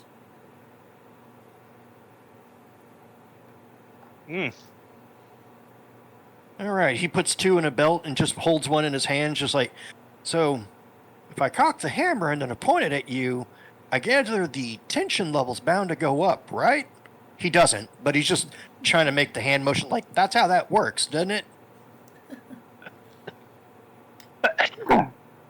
I do believe you have a keen grasp of some psychological warfare there, Father. Oh, I've raised children and grandchildren. I see. He moves back over to that position and just, so that way they're on 3 sides of them still. The only response is tobacco spat in your direction as Paw is being hauled up by the marshal.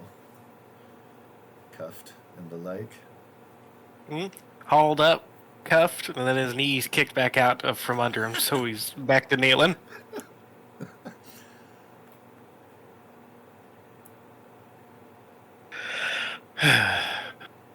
Well, GP, would you mind fetching the local enforcements? I will be kindly back very shortly. And he hobbles off towards town to do exactly that. Look for a law office. Marshall, do you reckon you're a fan of humor and jokes? When the mood sets. I'd like to test that. If you'll indulge me for a second, how How learned of an individual might you be?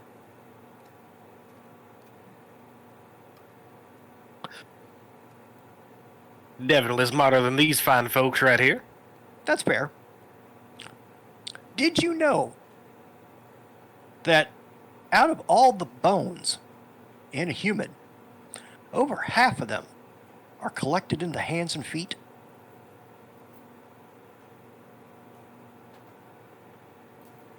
Trust me, it gets funnier. I'm following so far. All right. So when you've ever heard one of these ruffians, maybe not these three, but other ruffians say like, I'll break every bone in your body. Sure, you've heard that little vernacular before. Mm. If I had a nickel for every time, I wouldn't have to work. Lord keep you in good health. However, that's just the dumbest statement I've ever heard, because can you imagine how much effort it would take to break every bone in a person's body? But if you shoot the hands and feet without very much effort, you could break half the bones in their body. Told you it was funny. Well, I'll be. So I have broke half the bones in everybody before. And he's looking down at them. He's just thumbing the hammer lightly as he tells that entire story. Never points a gun at one of them.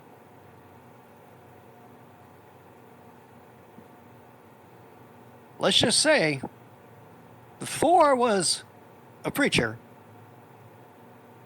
I certainly helped out with the war effort.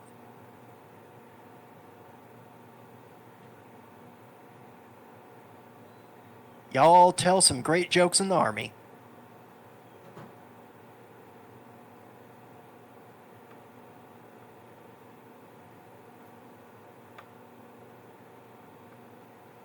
So, how's that puddle beneath the young lad? How's that grow? They are I don't know. remaining silent. You have definitely quelled their spirit of any kind of resistance. Can I roll intimidation with that Except for joke?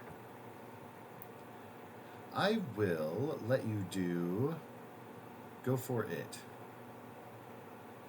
Okay. Here is going to try to resist. However, I did not do well. He's probably going to resist just fine. we will see. You can spend a chip or a Benny.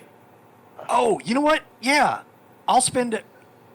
Now, I only took a white Benny and a red Benny. I didn't take the blue Benny because I have bad luck. So you lose one of your starters. I start with one Yeah. less. Um, So I'm assuming that the blue was the there's best, so that's the reason I also- didn't take It it. also goes in tandem with. There was another one that affects. Let me look. And blue is the best Benny, right? It's the one that doesn't give you anything. And Si, senor. so what is the red Benny? You get a thing if I choose to use that to add a die? Correct. So, with the regular use, you can use. You can re-roll a trait roll, keep the best result. With a red chip, it allows you to roll a d6 and add it to your current total, which also will negate a critical failure. Or you can use it as the regular one for the reroll. So if you only have a red one left and you just want to reroll, you can do that. The blue You one can always lets select the do lower that- option. Right. The blue one lets you do that without me as the GM getting a free draw on a chip. Okay. I have no problem giving you the draw on the chip, which is the red one, I would imagine. Si, senor. So you would be able to add a d6 to your roll, or you can use it per the normal white. I'm going to try because I only got to get 2 points to match him, and you were saying ties go to us, so I'm inclined to think out of a 33% chance, knock on wood, that it will probably go in my favor. Sure. So roll 1d6. There you There we go. Got an 8, so now it's a raise. All right. And I'll take that red chip off so that I just have the white one. You are able to create one puddle and One puddle. a new adversary. It's a miracle. He made water. Did the puddle come from the paw? The duster-wearing chap, the youngest of the three. I am no longer his friend. You are no longer his friend.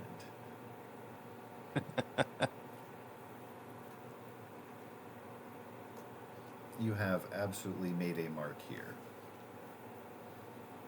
Does he?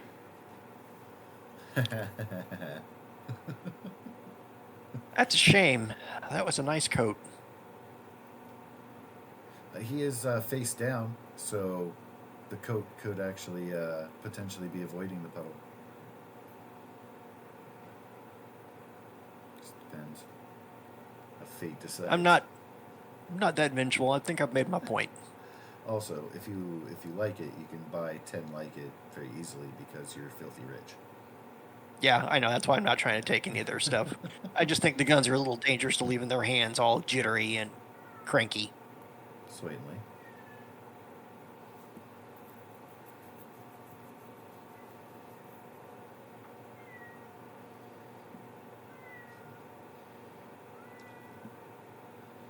Alrighty. Well, with this having been your introduction to town, we will be closing and fading to black with that. I look forward to further adventures in Hadleyburg. There are things and stuff to ensue. Be able to learn businesses and people and things and stuff. Home, away from home. For the near future.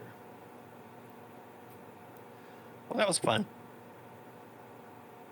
Didn't want to get too heavy on you. I was ready to do some initiative and some gunfighting there, but you guys swept in and dealt with them Crushed otherwise, and that was pretty awesome. Yeah, I was going to ask I knew like a poker hand was supposed to be played or some shit. Yeah, you draw a card, and I was gonna wait till the last moment to put the cards out because of your zooming thing. If that's affecting people, Yeah. I don't want to mess with that. But the ranking of the card, of course, denotes where you are in initiative order. If you have a tie, it goes by suit.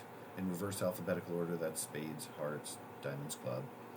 If you get a joker on your initiative roll, you get to move at any time, including to interrupt someone else's turn. So that's awesome. You get a what? With a joker, you get to move at any time in the initiative order, including interrupting someone else's action. So you can hang out and wait, and if you see they're taking a shot, you can be like, oh, well, I'm going to take my action now and kick him in the dick, and they won't be taking their shot, probably. Love it. Joker's fun. Indeed. Oh, nice. Okay. Oh, okay. Well, That's I'm how absolutely- that activates then. Yeah. That's how that edge activates then. Oh, you I have a wonder- Joker's Edge? No, Deadshot. Got it.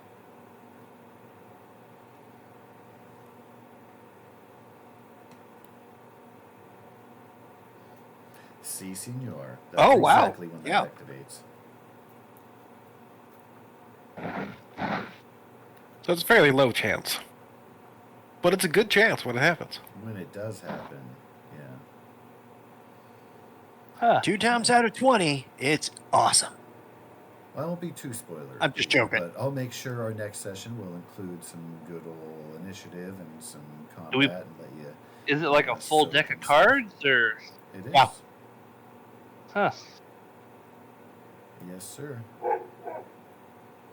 Yeah. So, for our intro here, everybody will have 3 XP that they can gain and note as having been earned. Remember, each advancement costs 5 XP. And then 4 advancements result in a level up in rank. All right. So you're at 3 of 20, depending on how you want to track that. Where is Yep. that at? It looks like it's just above that shield button, next to where it says rank. For you guys, it'll be, I guess, whatever the first level. I'm seasoned because of that merit. Can confirm. So not advancements, but the one to the right of Novus. Yeah, to the right of Novus, you'll see some, and when you click in there should be an arrow indicator, so you can just tick up the number of experience you get. And what do I do with this experience? When you get to 5, you'll be able to spend that experience on one of 4 ways. 5 ways. You can gain a new edge, which also includes a new power. That's how you would be able to make a new device and a new power thing. You can gain +1 to one of your skills. You can get +1 to 2 skills if they're both less than the linked attribute. You can get a new skill, but it starts at D4 without that penalty. Or you can get +1 to your attribute die type. You can only do the attribute die type once per rank. So over your lifetime, you'll be able to increase one of your attribute dice 4 times. Huh. To bear in mind while assembling. All right.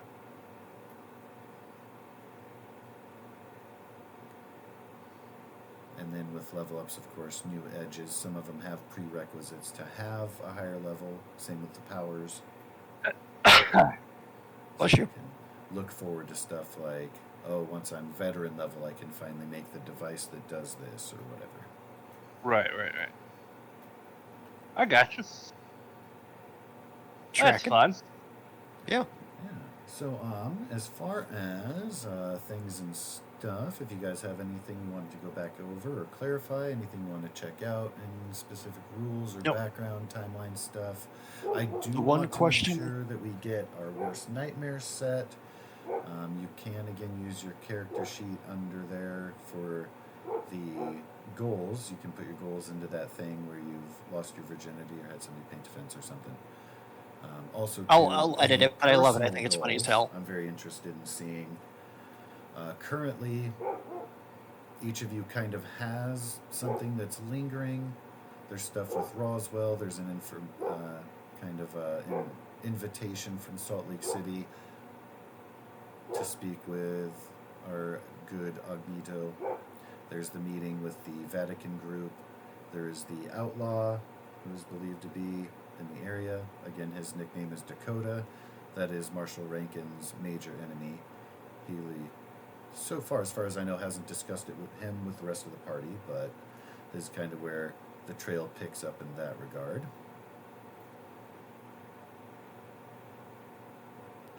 Those are a few things. You guys are welcome to expand on that, of course.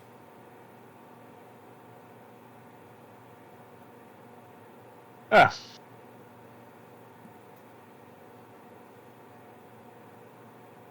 Cool. I loved it. I thought it was fantastic. That was pretty fun. Yeah. Well, and to keep it easy and light, especially too, like we had frustration jumping between the books and dealing with character sheets and stuff. I wanted it to be nice, easy fun. Let's get into this and in the mode and meet our characters. And now that we're in this little burg, we can hit the ground running. And in the meantime, of course, you guys are welcome to message if you have any questions come up or stuff you want to expand on with backgrounds and stuff. I already have some pretty groovy notes to roll with on my side. Always eager to expand. I can come up with like a simple little like background questionnaire if you guys want to have some So little far, I think I've nuggets that answered you all the want. questions you were interested in. Yeah, definitely. You had that have, simple kind of like 4-question thing. I think my background kind of hit the high points there. Yeah. But yeah, if you develop a further one, I'll make sure to work it out with you, and we'll go from there. I guess the only thing I'm interested in is whether or not I have to change whether that was a hallowed person or a harrowed person or not, because it was prior to 63. Right. And if I do, no big deal. So what I want to do is I want to go back and review the timeline to clarify very specifically the first example of, because I know there's some here and there. I don't want to step on something that I might want to wipe my. It's foot okay, because off you could of just be a later, bad so, guy. yeah. So if I have to change it, it's no big deal. It's not a special bad guy. It's just a regular bad guy kind of thing. Yeah. Well, so for me, with the state of your wife and that whole thing, as far as you would know and what your experience is, you would link it to something akin to the Harrowed by your best explanation. Spooky, Right. bad juju, spiritual stuff. Because of course the voodoo people that you are friends with would have their own interpretation. Natives would have their own interpretation of that. Vatican has their own interpretation. Yep. And you're kind of in the middle, like, well, nobody's really hit their head right on or hit the nail right on the head. They're all kind of on right tracks, but for you, it hasn't yet come into full realization. So for his worst nightmare, I mean, I'm just going to write down he's living his worst nightmare. Is it kind of like the anticipation, the what ifs that come with when you finally do have that confrontation? He's got to kill his wife. And I fully expect the demon to pop midway through a fight and use her voice to say, like, I'm still in here, kind of shit. Aye. But he knows that if she got pulled back at the brink, like was saved, she's got to come to grips with the fact that she helped possess her kids after they took over her. So she helped murder her children. And she was about ready to try and murder her grandchildren. About that. Well, I do want to point out on page 111 is a power called Exorcism. It's rank veteran, 15 power point. Yeah, I'm not quite there yet. Anyway, that's If I can make it to veteran before I confront her, this becomes a completely different fight. So,